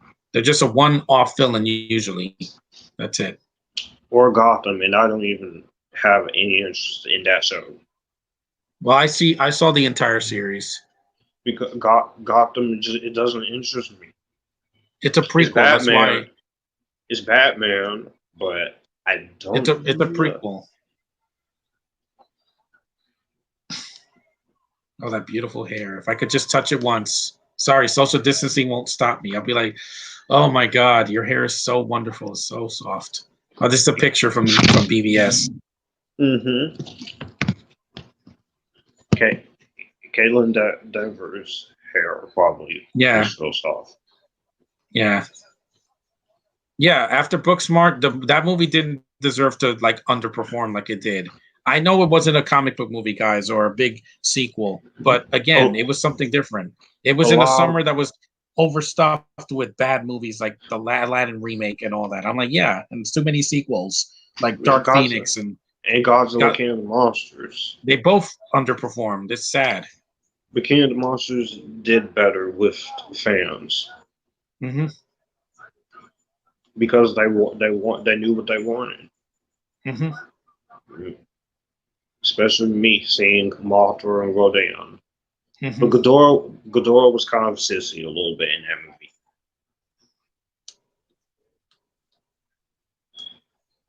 And Godzilla vs. Kong is going to be the same way. Fans are going to get what they want. I hope so. Because with the casting, I'm not interested that much. I just thought that Millie Bobby Brown did nothing for me in the first in that movie, and then she's coming back in the second movie. The first movie, I didn't like Sally Hawkins, but they killed her off. I'm glad they did. And Isa Gonzalez probably be fine in the movie. Vera Farmiga, they wasted her. Good actress, but her as the villain didn't work for me. Kyle Chandler was okay. I thought as the dad, he's fine. He's not a great character, but at least he's fine. Zhang Zi, they should have gave her more to do instead of just giving exposition. You know, this is Ghidorah. I know who the monsters are. I've seen all the Toho movies, and I know the monsters. Gives explanation for Mothra. Exactly, and I know who these characters are. I've seen the movies. I've even seen the spin-offs of Rodan, Mothra, and the Rebirth of Mothra films. So I know I'm a huge fan of this of the kaiju genre. So also, I liked O'Shea Jackson in Godzilla. He has his father's talent. He's put some comic relief into the movie, which was needed. I know all the characters were either stereotypes or just like just background characters, but they're humans. What do you expect? I do wish that Tom Hiddleston and Brie Larson were asked to come back for Godzilla. Yeah, but they're in the MCU, so they can't come back for a while anyway. But we do have Z Zhang in coming back for Godzilla vs. Kong, and you do have a decent cast. There is just I'm a little nervous. Yeah. I do hope we get. I do hope she has her smile can light up a room, man. Mm-hmm. Her and Brie Larson, yes, their smiles light up a room. People, get over your hatred. They're women. They're stronger than you think, and they're close in age too. Even though Brie is younger than Gal by a couple years. And they were both at this year's Oscars, 2020.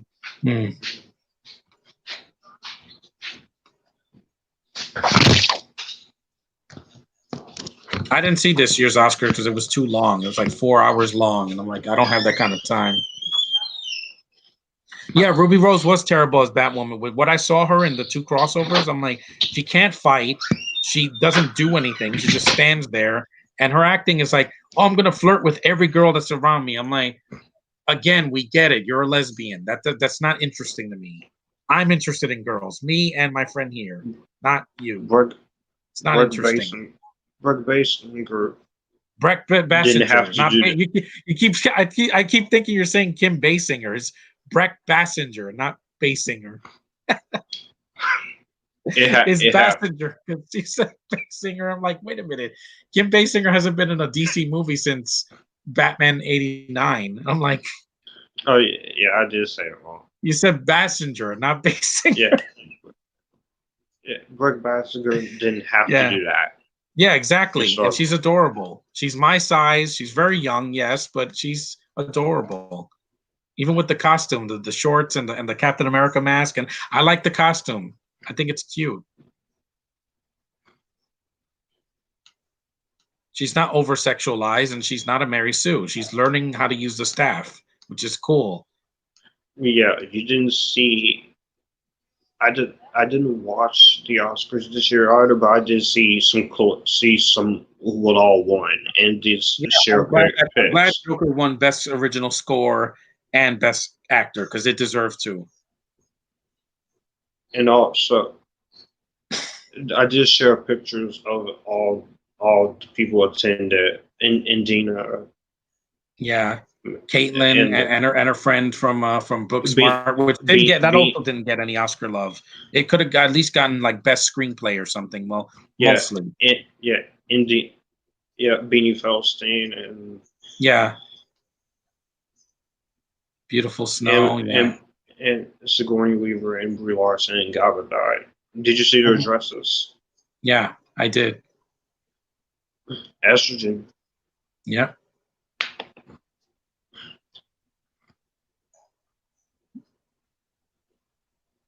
And people say snow can be boring. No, it's not boring. It's romantic. They're dancing outside, not indoors like during quarantine. They're dancing outside, and the snow's in her hair. I'm like, yeah. No one complained when in Frozen or Frozen 2 with the snow. It looks beautiful.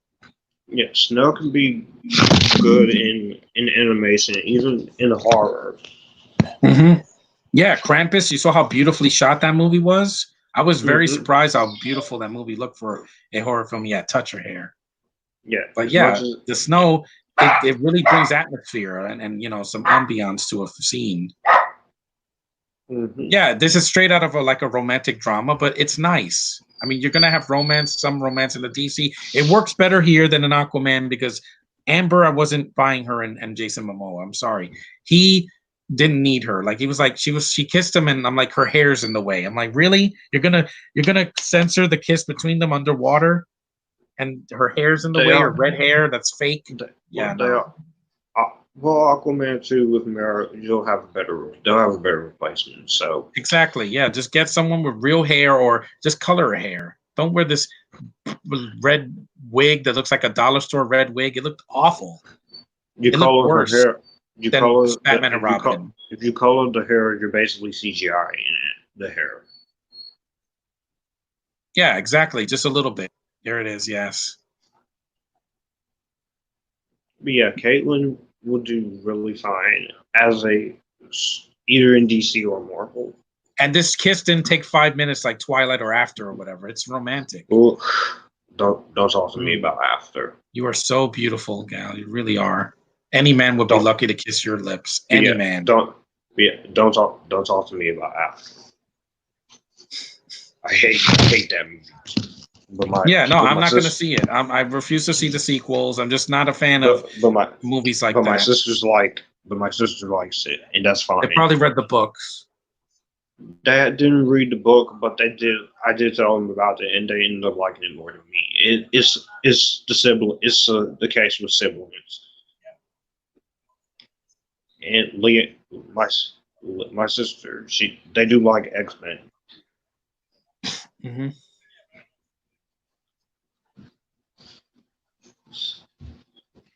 Slide the movie guy says, "What's up, everybody?"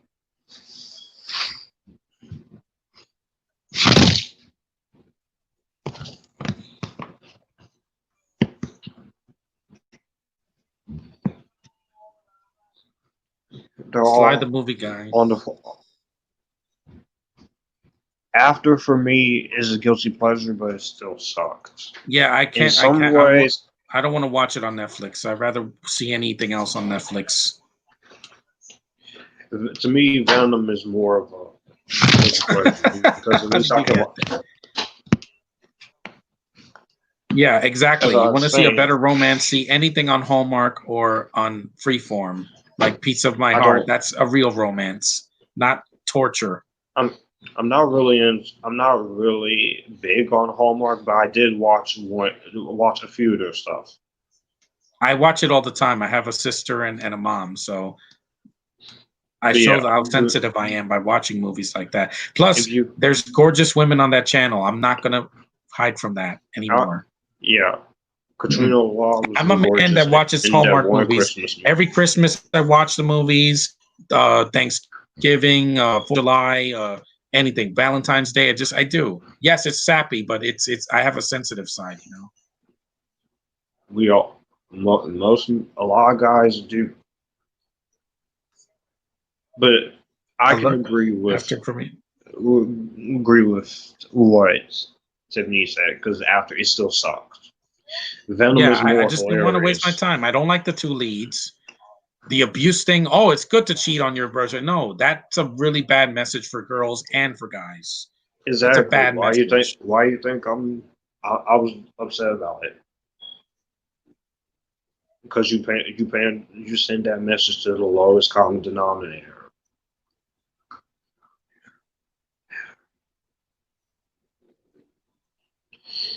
And I like that they use cars. Yeah, they use actual cars from this time period. Mm-hmm. It makes it authentic. Like, oh, it's boring. I'm like, yeah, if you don't like that period of time. It's not boring. It's interesting.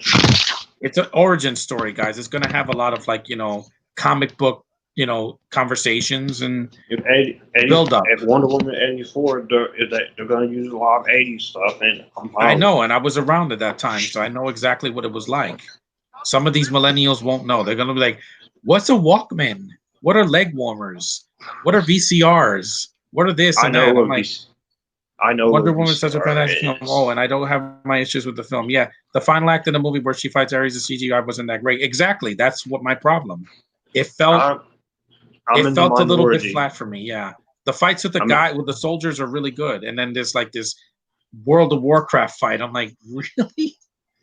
I'm in the minority when in that last half. To me, the last act of Venom was worse. Yes, I can't see nothing. It's horrible. It's like bad CGI vomit versus bad CGI vomit that's brown or gray or whatever. It's awful. And they waste an F-bomb in the movie at the end. Really? Who? They waste an F-bomb. They waste an F-bomb in the movie. I don't know. Where it's like, he's got shit you never heard.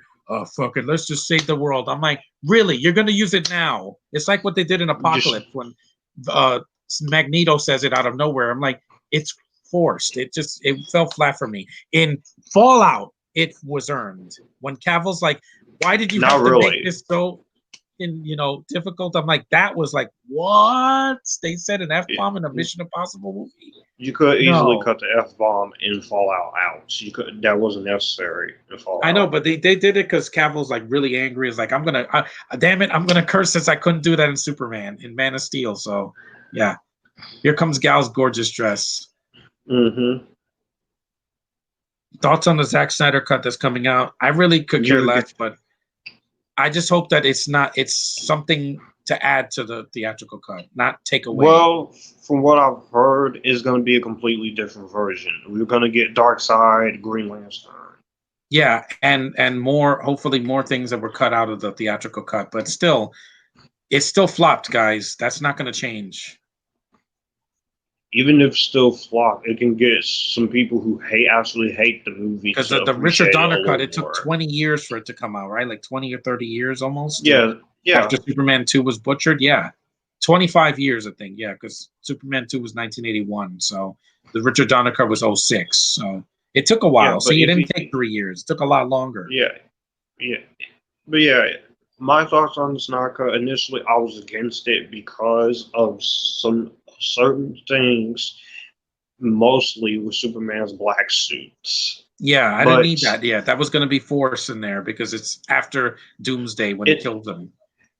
It's basically his degenerator suit, but I'm all for I'm for it. But whatever. Just use it in the Superman and Lois show and later on next year in 2021. That's going to do that. But yeah, you still. It doesn't matter with the Snyder cut. I still like the version I got. It's short. Yeah, it's short and sweet. It didn't need to be 2.5 hours. It was originally going to be 2 hours and 45 minutes. It's too long, guys. And people want. Well, yes, it has that movie has problems. Yes, it should have been tampered with. Yes, it does feel more like a Joss Whedon movie, but yeah. And again, I still love Flash. I want to see his movie. That's what I got out of that cut of the movie. I want my Flash movie. Of DC, there's a Lego Shazam movie coming out. I want to see it because I loved Shazam last year. Oh, that gorgeous blue dress. If you could see my face right now, you would just see my tongue wagging. Oh my God. I'm pretty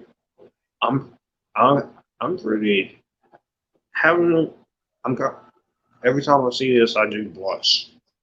Yeah, I mean, this is much later in the film than in Mission Impossible Rogue Nation, but it's still a gorgeous color. And yeah, see, the movie has color and feminine beauty. And they're like, oh, that's for the guys in the audience. I'm like, yeah.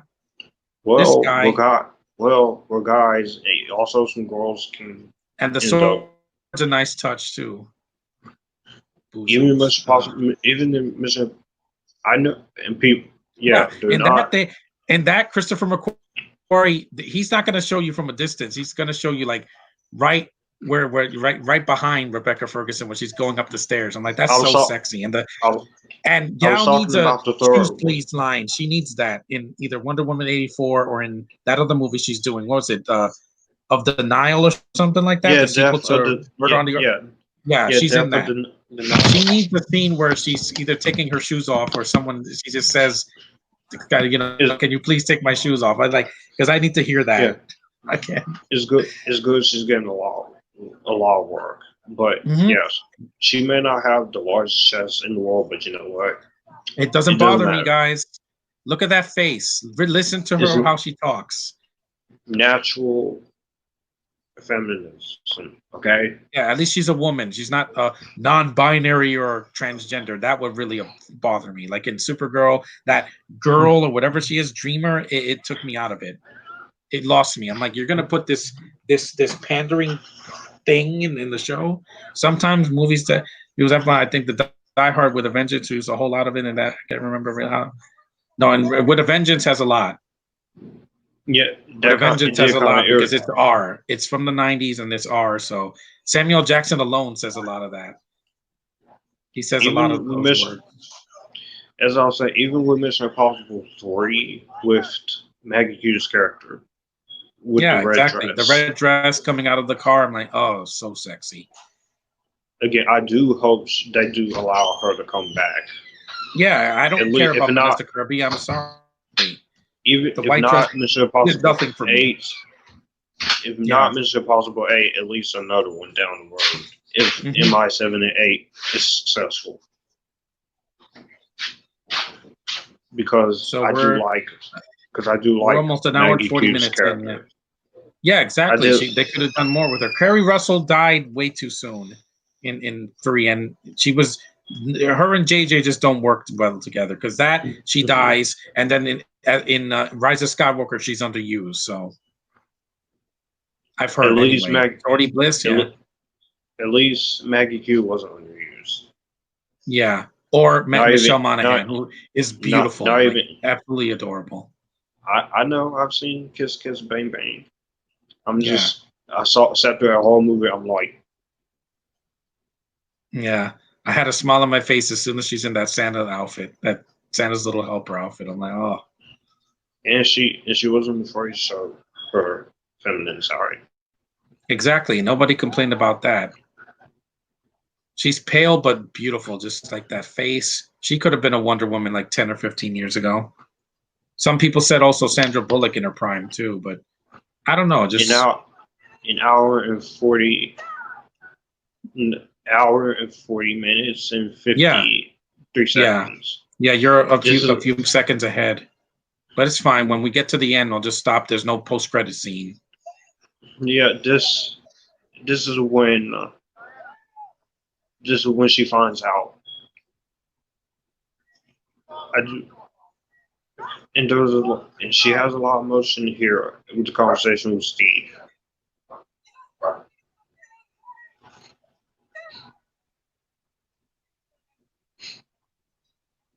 Again, you feel every inch of that emotion.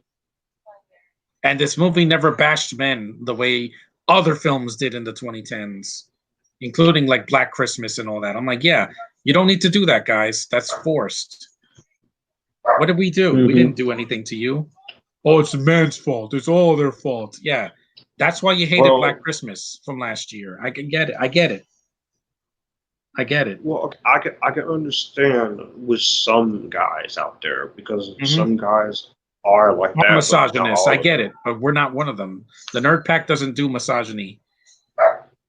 We treat all genders equally, both men and women, because that's how it should be.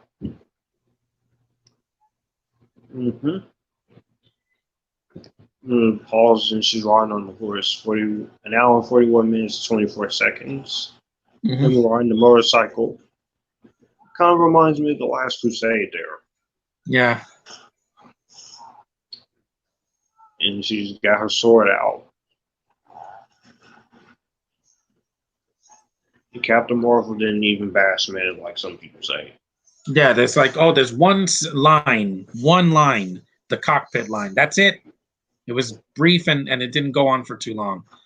Yeah, Black Christmas 2019 was garbage. I heard that it's not scary. It's just a agenda movie. And I'm like, why? The original film didn't need to be that way, or the 2006 remake. Yeah, the 06 movie got a lot of problems, but that was a better Black Christmas movie from exactly. last year. Are you even the 1974 one, which I watched back in January? Oh yeah, that's his cocaine or whatever that makes him stronger. Yeah, yeah. But that fits. I haven't seen Black Christmas, but I'm pretty sure it was terrible. It's like the movie guy said. I couldn't see it. I refused to. I didn't want to see any movies in December last year. I was sick. And there was a lot of good movies in 2010s that bombed unfairly. Overlord, Booksmart. Overlord was a fun zombie movie. Should have went to go see it. More people. You never know. People wanted to go spend their money on vomit. I just made a reference to the Venom rounds. You did.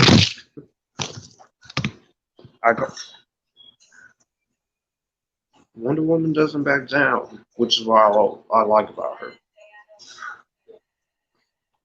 The mascara, yeah. It was a nice reference to Thor. But I'm Thor's son of And Odin. she has the most beautiful hair of all the DC girls so far. If you don't count the girls in Shazam, because they're Grace Fulton and the other one, Michelle Borth. They also have gorgeous hair. I can't leave them out, especially after because they're side characters. Yeah, they're side characters. I said I can't leave them out because why would I leave out Grace Fulton and Michelle Borth in the first place? It wouldn't be fair. Glass of the truth again.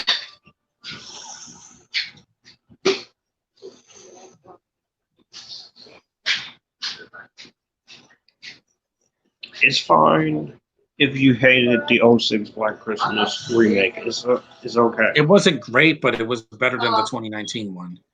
I'd see that any day over it because at least you have girls that I like in that movie.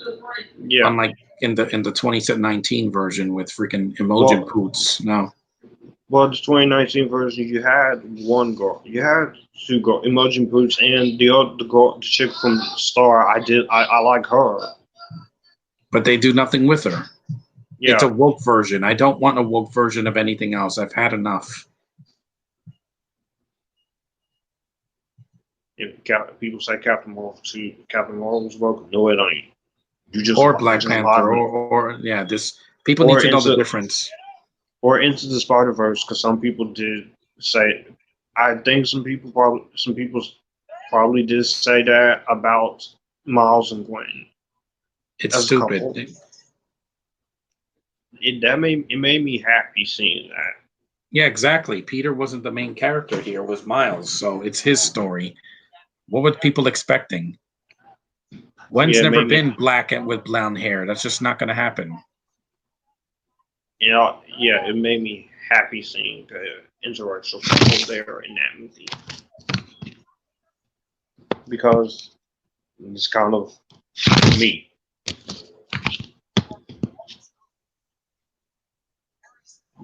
Here we are into the final act. Yeah. Which I can understand the CGI components. I understand. Yeah, it looked like Warcraft. It was like he has like a giant armor suit. I'm like, yeah, that Warcraft came out a year before this, so it wasn't that long ago. Yeah, Gal, she made it work with her fighting and her acting in that final battle. And here, Steve is telling her that they can still stop it, but she doesn't want him to sacrifice himself. Again, that's human love. That's love.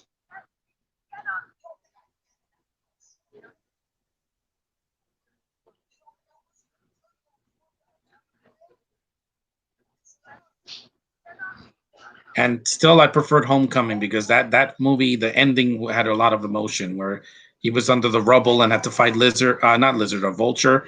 Vulture was just a better villain to me. Michael Keaton alone, even without the suit, was more intimidating than David Thewlis. He had more screen time, and he was scary and had presence. Thewlis is like, hi, I'm the villain. I'm like, no. Well, I prefer this ending.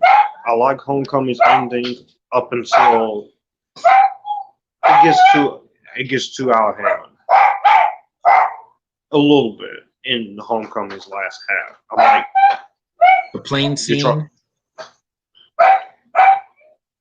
Because it came out a month after this, and I'm like, oh, thank God, a good Spider-Man movie, the first since 3, and it didn't have Spider-Man 3. Yeah, Spider-Man 3 is a good movie. I'm sorry. It had its problems, but it had a coherent. It still had the same tone of the first 2 movies.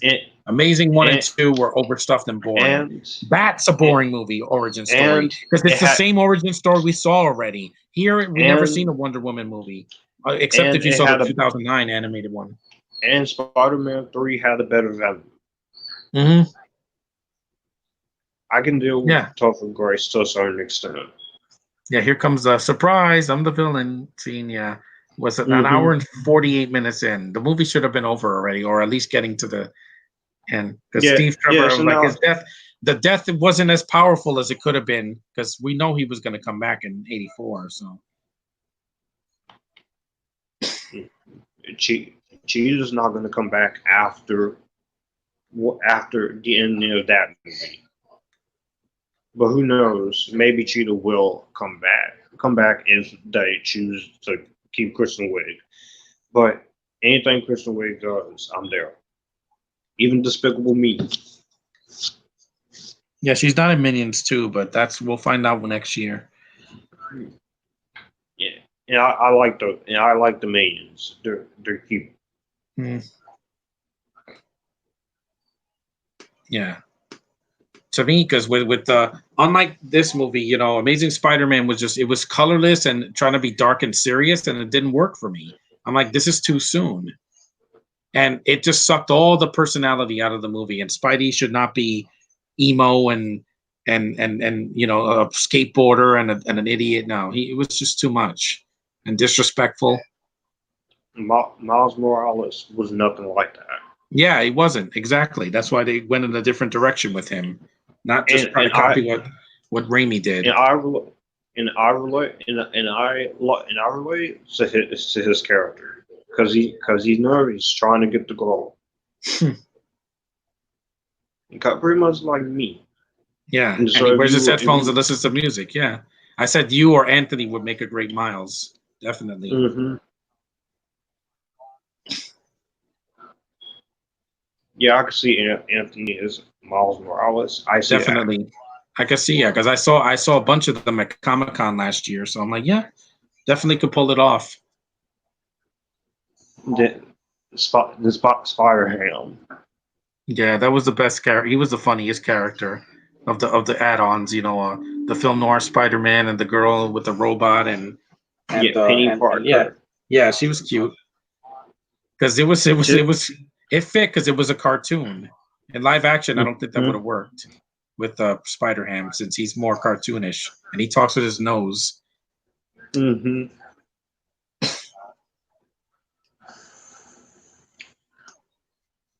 You broke her sword. Yeah, that was a cool scene. But like I said, once he gets in the armor, I'm like, okay. I wasn't really cheering. Like, wait, I didn't like the Amazing Spidey films either. Yeah, it took me out of it. No. The second one is so overstuffed. It's longer than this movie. Think about that. That movie was the same running time as The Rise of Skywalker. I'm like, it's way too long. It's the same one time as Attack of the Clones. Yeah. It feels like you could have cut a third of that movie. You could have cut out Felicia Hardy. You could have cut out the Rhino, and it wouldn't miss a thing. And save Harry for the next movie. Well, Attack of the Clones, there's some. I could easily cut out the love story. I would just cut the love story out. I know, it's just they had to do it because Lucas wanted to. They had to have Luke and Leia somehow. I'm sorry, it just sounds too Twilight-ish. I know, but I'm like, it didn't bother me because like I like the visuals, I like the locations, and the kiss wasn't like 3 hours long, and at least Natalie Portman's not shaking like a leaf like Kristen Stewart. She's not like, oh Anakin, she's not doing that. I'm in the same boat, everybody. I'm not a big fan of the Andrew Garfield movies because the thing is, Garfield looked too much like Edward Cullen. He looked like he was 30 in the first movie. Him and Emma Stone, yes, they have a small spark, but the kiss was so awkward. She looks at him like, "Huh? You're Spider-Man," and then he kisses her, and I'm like, "That's your romantic scene." That was laughable. I don't like the first one, but I still get some enjoyment out of the second one. I like the score, the costume, and some of the action. That's about it. But with the second one, that's it. So and Emma Stone is always cute, but that's about it. Like. There's too much in that movie. It's way too long. It's too long. Like that and Rise of Skywalker just needed an editor to cut out the filler. And even in The Last Jedi, I'm sorry. Yes, I said it. The Canto Bite scene could have been 5 minutes, not 30.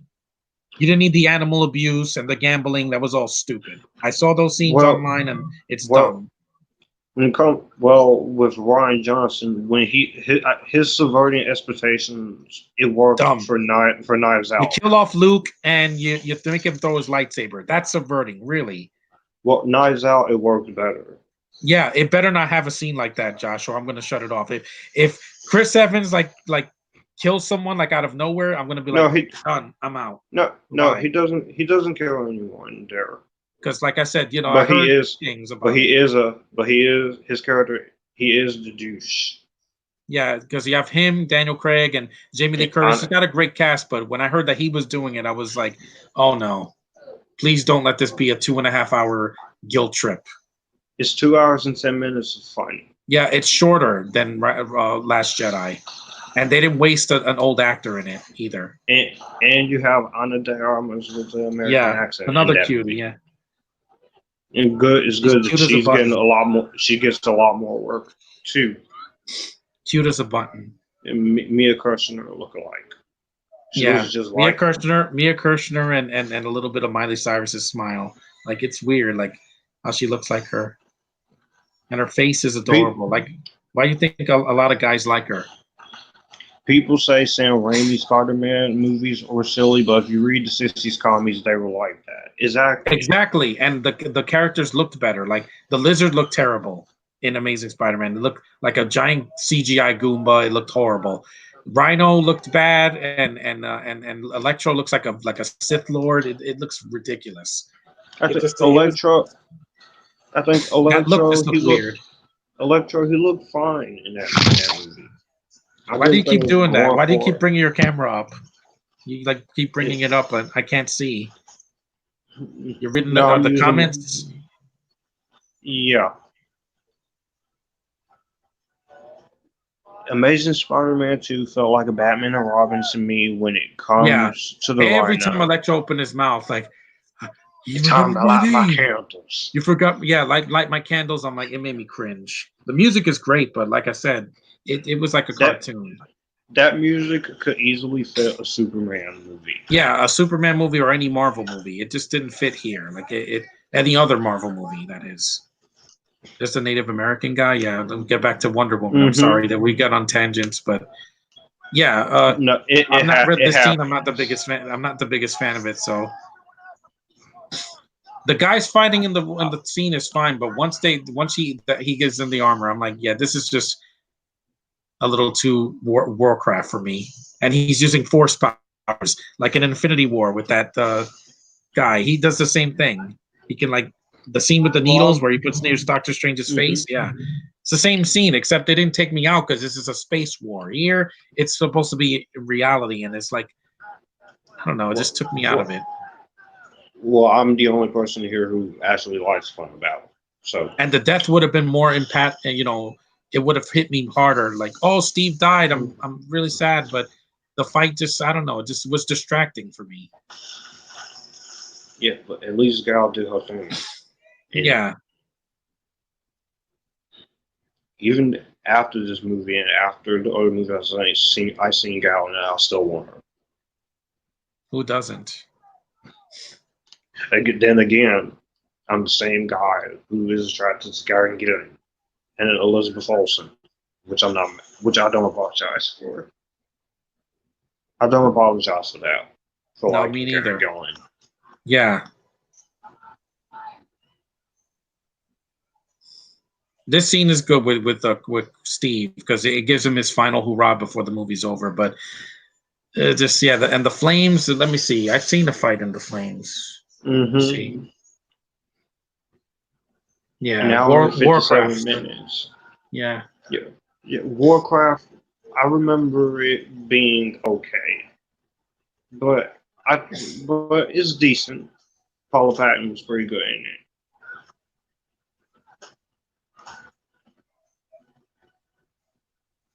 The second movie doesn't have an excuse. It's been 3 years. The fight with her and Kristen Wiig better not look like a video game. Hell, make it sexy. You could have like them kicking each other and like scratching each other and tussling each other. I would love that. You're not going to get that with her. You're not going to see scratching in the PG-13 rated Wonder Woman movie. Wait, she's not going to scratch her, but she's a cheetah. She can scratch her arm or something. No. I'm just saying. If you fully scratch her, you'll be turning it into R-rated nonsense. Not really scratch her, but like Batman Returns. That was PG-13. She scratched. Yeah. Oh, okay. I forgot about that. Because she's a cat. A cheetah is a cat. It's been a long time since it's been a while since I last looked at Batman Returns. Yeah, exactly. Batman Returns is PG-13, and it has a lot of blood, a lot more blood than some DC movies. But yeah, I can kind of see that. See the two fighting, scratching each other. It'd be cat pulling their hair. I would love that. It'd be a cat fight. Exactly. Just go all out. Don't make it like this. I thought you weren't a fan of pulling hair. Huh? No, not pulling hair. I'm just saying like it depends. I don't want a man pulling her hair. I'm saying like just like just their hair flying all over. Kind of like when Mortal Kombat Annihilation with Melina pulling Sonya's hair in the cat fight. That's hot. That's hot. That movie's flawed too, but I get some enjoyment out of it because it's ridiculous fun.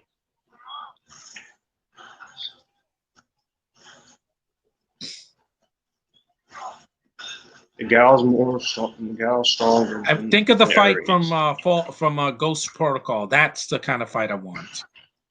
That wasn't fully CG with Leah Seydoux and with and Paula Patton. That's my fight. That's the fight I want. The Taylor Swift look-alike. Yeah, exactly. That's what the kind of fight I want, just longer. Yeah. Leah Seydoux, she's French, but she's cute. Yeah. Hopefully, she does have a purpose to her in No Time to Die. Yeah, but that movie's going to be too long. I'm telling you, there's going to be like 18 subplots in that. As long as Andre Armas kicks ass, which we did see that from the trailer, I'll be okay. Yeah, it's the last movie, and they're going to make it like almost 3 hours long. Well, it is his farewell. See, that should have made me cry, but it's a cop-out because he's not dead. He'll be in the next movie because the fans won't see the sequel without Chris Pine. So they're going to say, oh, yeah, he just his thing blew up, but he probably traveled through time or something. I'm sure there'll be an explanation on why he probably traveled. Why he came back. Through time. This looks a little bit too much like Rise of Skywalker. I know that's a different movie, but still, there was the burning temple in Last Jedi, and then the fight with Kylo Ren just slicing people. Yeah, it's they copied this scene basically. Then that. Yeah. So I felt that emotion there. I wanted to cry, but I wasn't feeling that. I wanted to feel more. I'm talking about the emotion with Gal in this. Yeah, exactly. She's like, no, but I'm like, yeah, no. And then the next movie's like, wait a minute, you're alive? We know that's going to be one of the lines in it. That's not in the trailer. I'm not seeing the trailer because it spoils too much. I do like the posters for 84, though. It's colorful. Yeah. Ghost Protocol is my favorite of the Mission Impossible movies. But like I said, there was a female fight. It's not very long, but it's memorable. Where she kicks her out the window. That was shocking. I was like, what? She kicks her out the window in like a 50 or like 100-foot story building, and then she screams. I'm like, that was pretty intense. Now look at her face. 2 hours. Even when she's angry. And she did good taking down Steppenwolf with the other guy. Yeah, even though it's basically that's another CGI character they wasted. Like it could be CG like Thanos, but don't make it look laughable, or come out of nowhere. Well, he is CG in motion capture. And motion capture. That's why, because it's Josh Brolin's face. So I felt more like when characters died in Infinity War, I felt most of them, except for Spider-Man. I'm like, he'll be back. When I don't want to talk about that ending. That ending I know. Still upset. And in Endgame again, that fight at the end, I was on my. That was better. I was just like blown away. That was better. A lot of great moments. The A-Force moment, I love that. Yeah, the women had their scenes to shine, and it was just spectacular. 15 minutes of a massive battle. It reminded me of Return of the King, and I was like, yeah, that's what I want to see in a final battle, not one person fighting this CGI army. I'm like, I've seen it already, guys.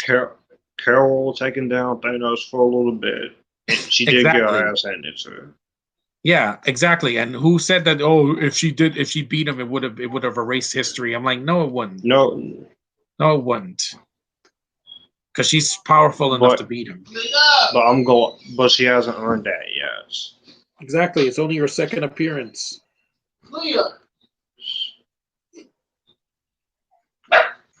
Even Far From Home, I like the ending. Like that was an epic fight at the end. The visuals in that with Mysterio was really, really captivating. It didn't look fake. I like the trippy stuff in Far From Home. Yeah, it came out of nowhere. Like the visuals, it should have gotten best visuals and it didn't. Because two Marvel movies can't get it. But oh well, next year. Hopefully with Dune. Let's hope Black Widow is more like this and less like Batwoman, because we don't need any agenda films, guys. We get it. If you're going to do an agenda film, at the very least, try and make the guys respect the guys. If you're going to keep doing agenda films, at least respect the guys. That's all you have to do with agenda movies, is respect the other opposite of sex. Exactly. It's not about what you want. It's about love. I love that. That's the best line in this movie. We'll see.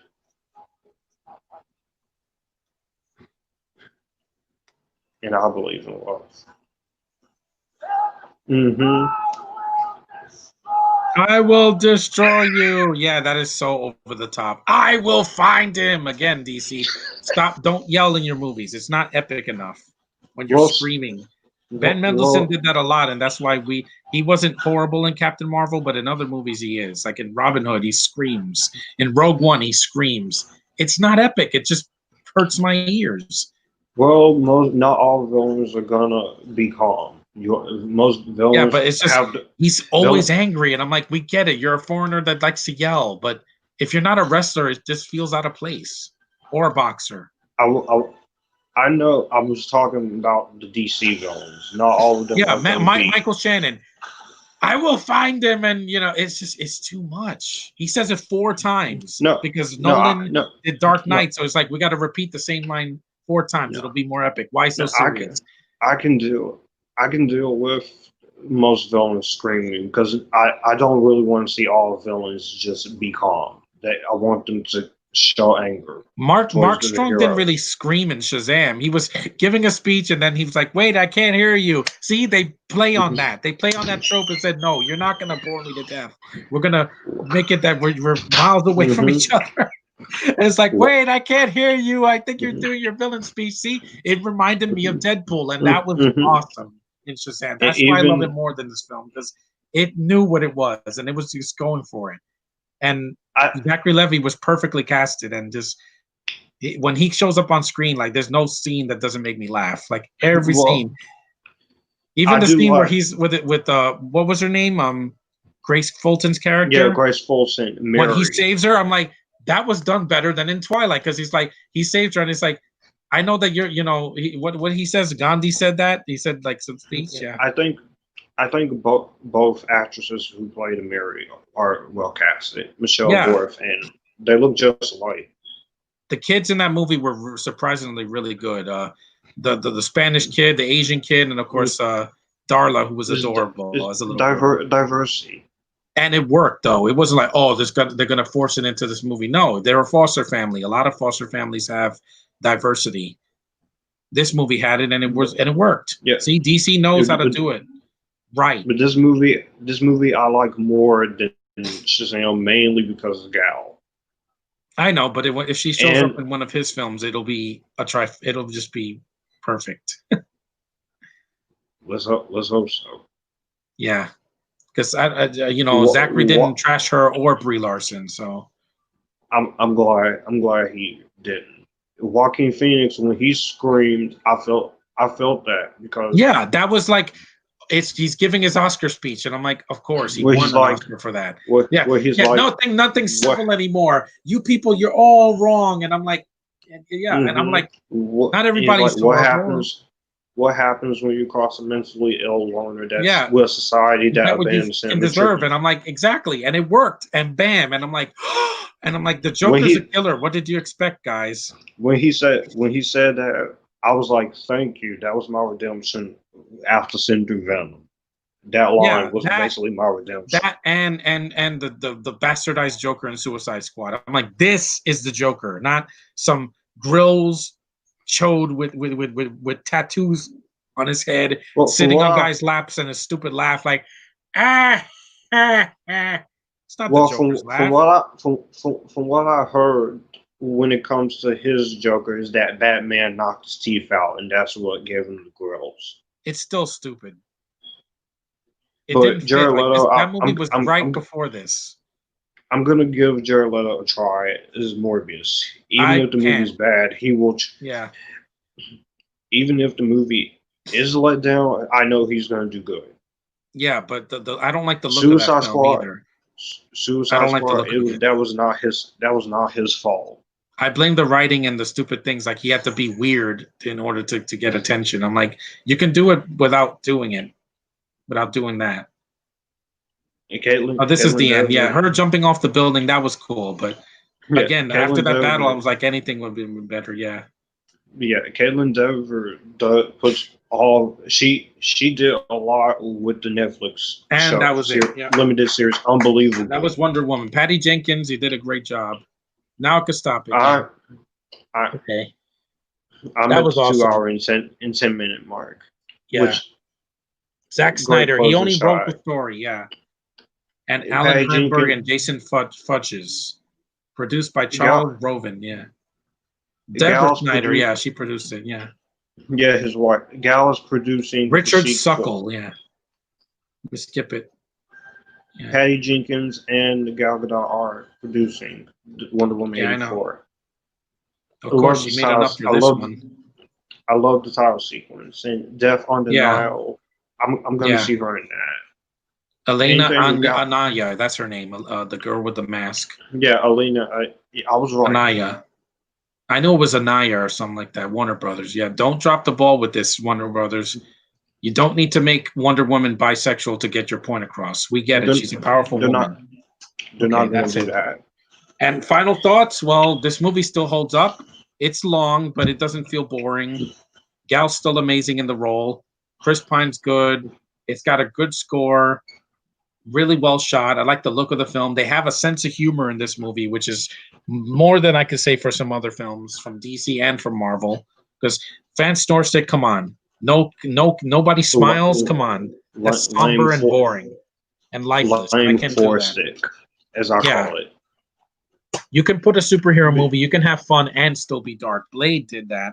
The original Blade. Well, some directors, they're afraid that if you try to put humor while being serious, they're gonna get a lot of heat for it. Not really, because Blade got a mixed reaction when it came out, but it still holds up. Like some of the lines still make me laugh. Like he's like, "What are you doing?" Like he tries to shoot Blade or something, and even in Wesley Snipes, even in he's like Blade Trinity. No, that it went a little too far. Because I mean, let's face it, Ryan Reynolds was doing Deadpool just with a beard. Hannibal is basically like Wade Wilson, just with a beard. I'm excited for the MCU Blade movie. Yeah, I hope so. Give Mahershala Ali a chance, guys. If Blade was some white woman with blonde hair, it would have just been like a wokeness. That would have been completely off-putting. Even if it's PG-13 Blade, you can put some blood in it. You don't have to put a ton of gore, but they can show biting necks. They did that in Twilight and other parts of the body, so you can show blood. Not too much, but they're not going to bathe in blood like in the first Blade. Yeah. I just shut it off because there's no post-credit scene, but it's still a good movie, and I'm glad it did this. There should have been a post-credit scene, but they didn't know if there was going to be a sequel or not. They didn't know the box office it would get, and yeah. But it made great money. It is second highest. It's the highest grossing female superhero movie right for now. Captain Marvel. So yeah, Captain Marvel made $1 billion because it didn't get banned. Except people's hate these sick, toxic people that were like, "She's not Wonder Woman. She's too OP. She's not relatable. She can't act." Also because of what Grease said. Again, I take no offense to that. That was years ago. It's in the past. Brie can act. She won. Yeah. She didn't win an Oscar for that. Yeah, Gal hasn't even gotten a nomination yet, so give her a chance. Like, give her time. I think by the Death of the Nile, she probably will get her first Golden Globe and then Oscar. Even if yeah. And they're not jealous of each other either. Her and Brie don't hate each other. No, because I did share pictures of them at the Oscars together, hanging out. See, they support each other, and Brie is supporting Wonder Woman 84. Yeah, I am too. Go see it, go guys. This live commentary is basically a small advertisement for that movie because we're gonna go see it. I'm seeing it in theaters. I don't want to wait till it's on DVD. And people please go see Dune in December. Do not. Yeah, I'm gonna go see it. What 2049 did. Yeah, I don't want it to flop because 2049 won 2 Oscars, so I'm happy about that. Joker also won 2 Oscars, and this movie should have been nominated for something. Yeah, costume design or art direction or something. Just because it's a comic book movie doesn't mean it's art. It's not art. Because Logan got an Oscar nomination for Best Adapted Screenplay. I like that. I like that movie, but it's not my favorite Wolverine movie. The Wolverine the problem, Logan. It's too long. Like it feels longer than Wonder Woman, and it's just too depressing at the end. It's like the way he dies. I'm like, oh my god, I'm so depressed. And they have to bury him and all that. I wouldn't have ended his arc any better. Yeah, but it was just sad, like the way it happened. It was more depressing than Iron Man dying in Endgame because it's just so brutal. But it was a great story, though. Iron Man's death, I warmed up to it. It wasn't purposeless. Like when Han died in Force Awakens, it bothered me. I was taken out of the movie after that.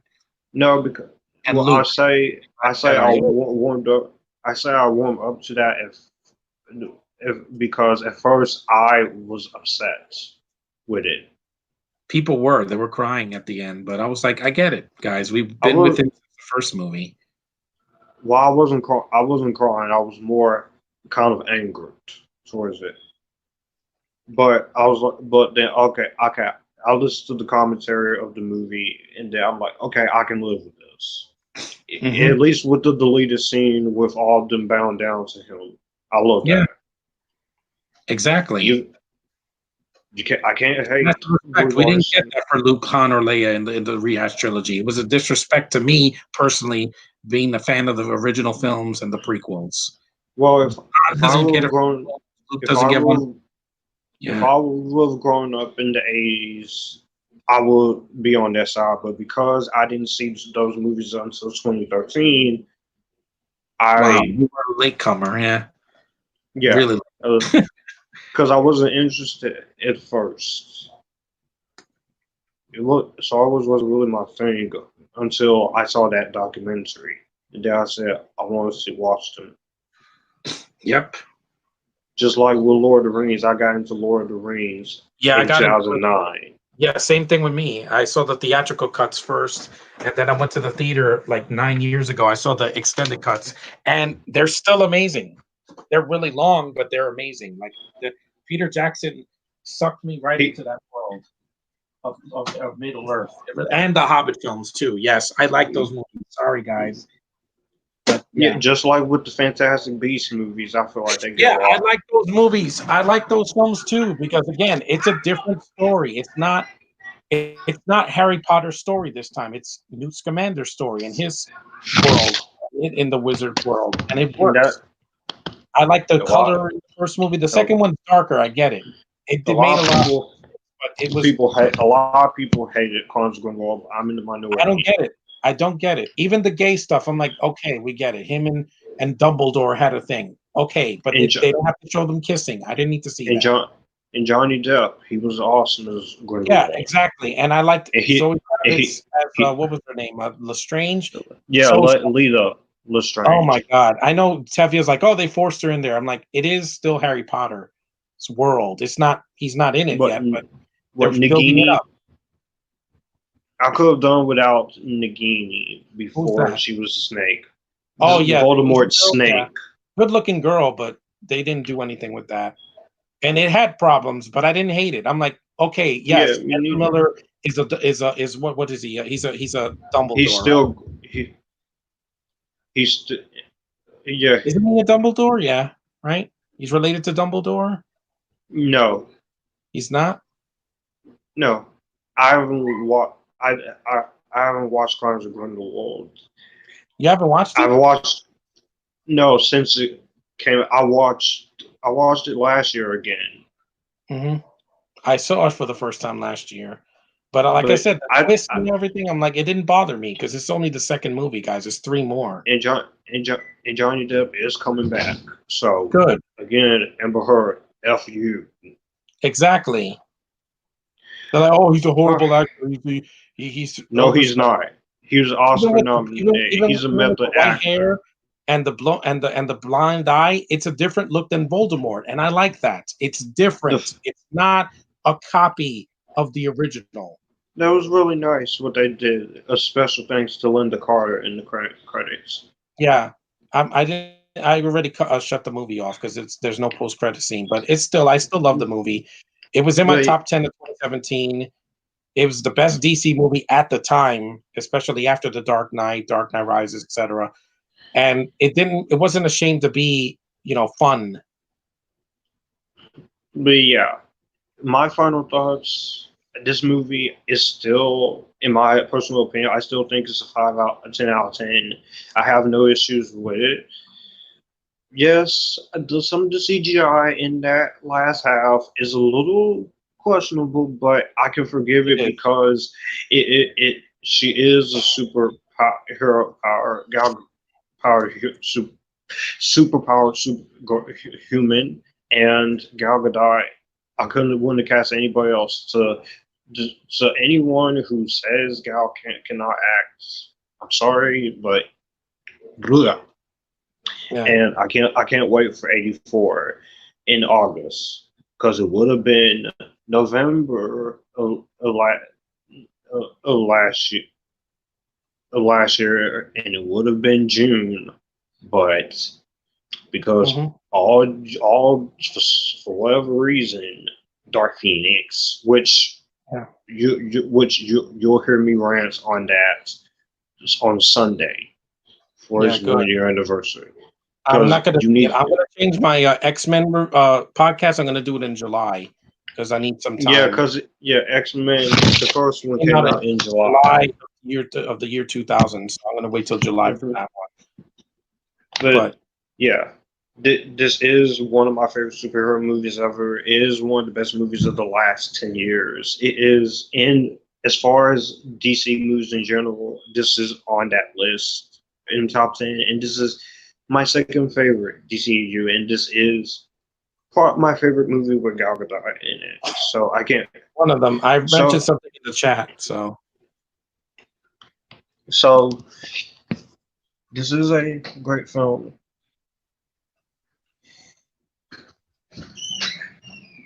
If you are a fan, make sure to watch it and Keeping Up with the Joneses. That's an underrated film. Yes, the lingerie scene is gonna make you pop. If you're a guy like me, or Josh, or the other Josh, or Anthony, you're gonna pop when you see her in that. So sexy in that movie. Oh my god. Yeah. So that was Wonder Woman 1984. Yep. Be sure to follow. I mean, not 1984. I almost 2017 Wonder Woman movie. We're getting to this on the August 14th. Go see it in the theater. Don't stream it. Just go to the theater. Support the movie so it can make money.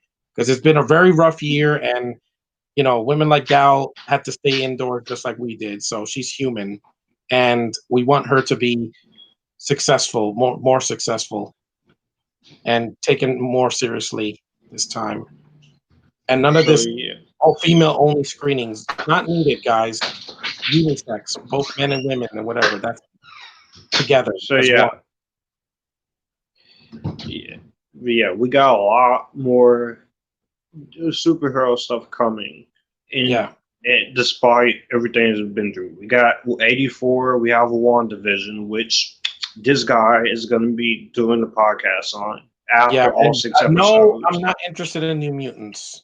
I don't care. It's been too long. The movie's going to come out and bomb probably because Wonder Woman comes out 2 weeks before, so it's doomed. It's going to come out, make a little money, and then be gone. But yeah, we have a lot of movies in this last half. Dune, I hope you're good. Yeah, Black Widow, I just want it to be amazing because I started so much. Denis Villeneuve, don't let me down. Yeah, and also Godzilla vs. Kong is still coming out. Because right now there's no trailer or anything. But anyways, that was Wonder Woman 84. You can find John on his channel and his Twitter, also on his Facebook. Mm-hmm. You can find me on all my social media links and description box down below. And be on the lookout for more reviews, especially next week for the anniversary review of the original Mulan. And I got a lot to say about it.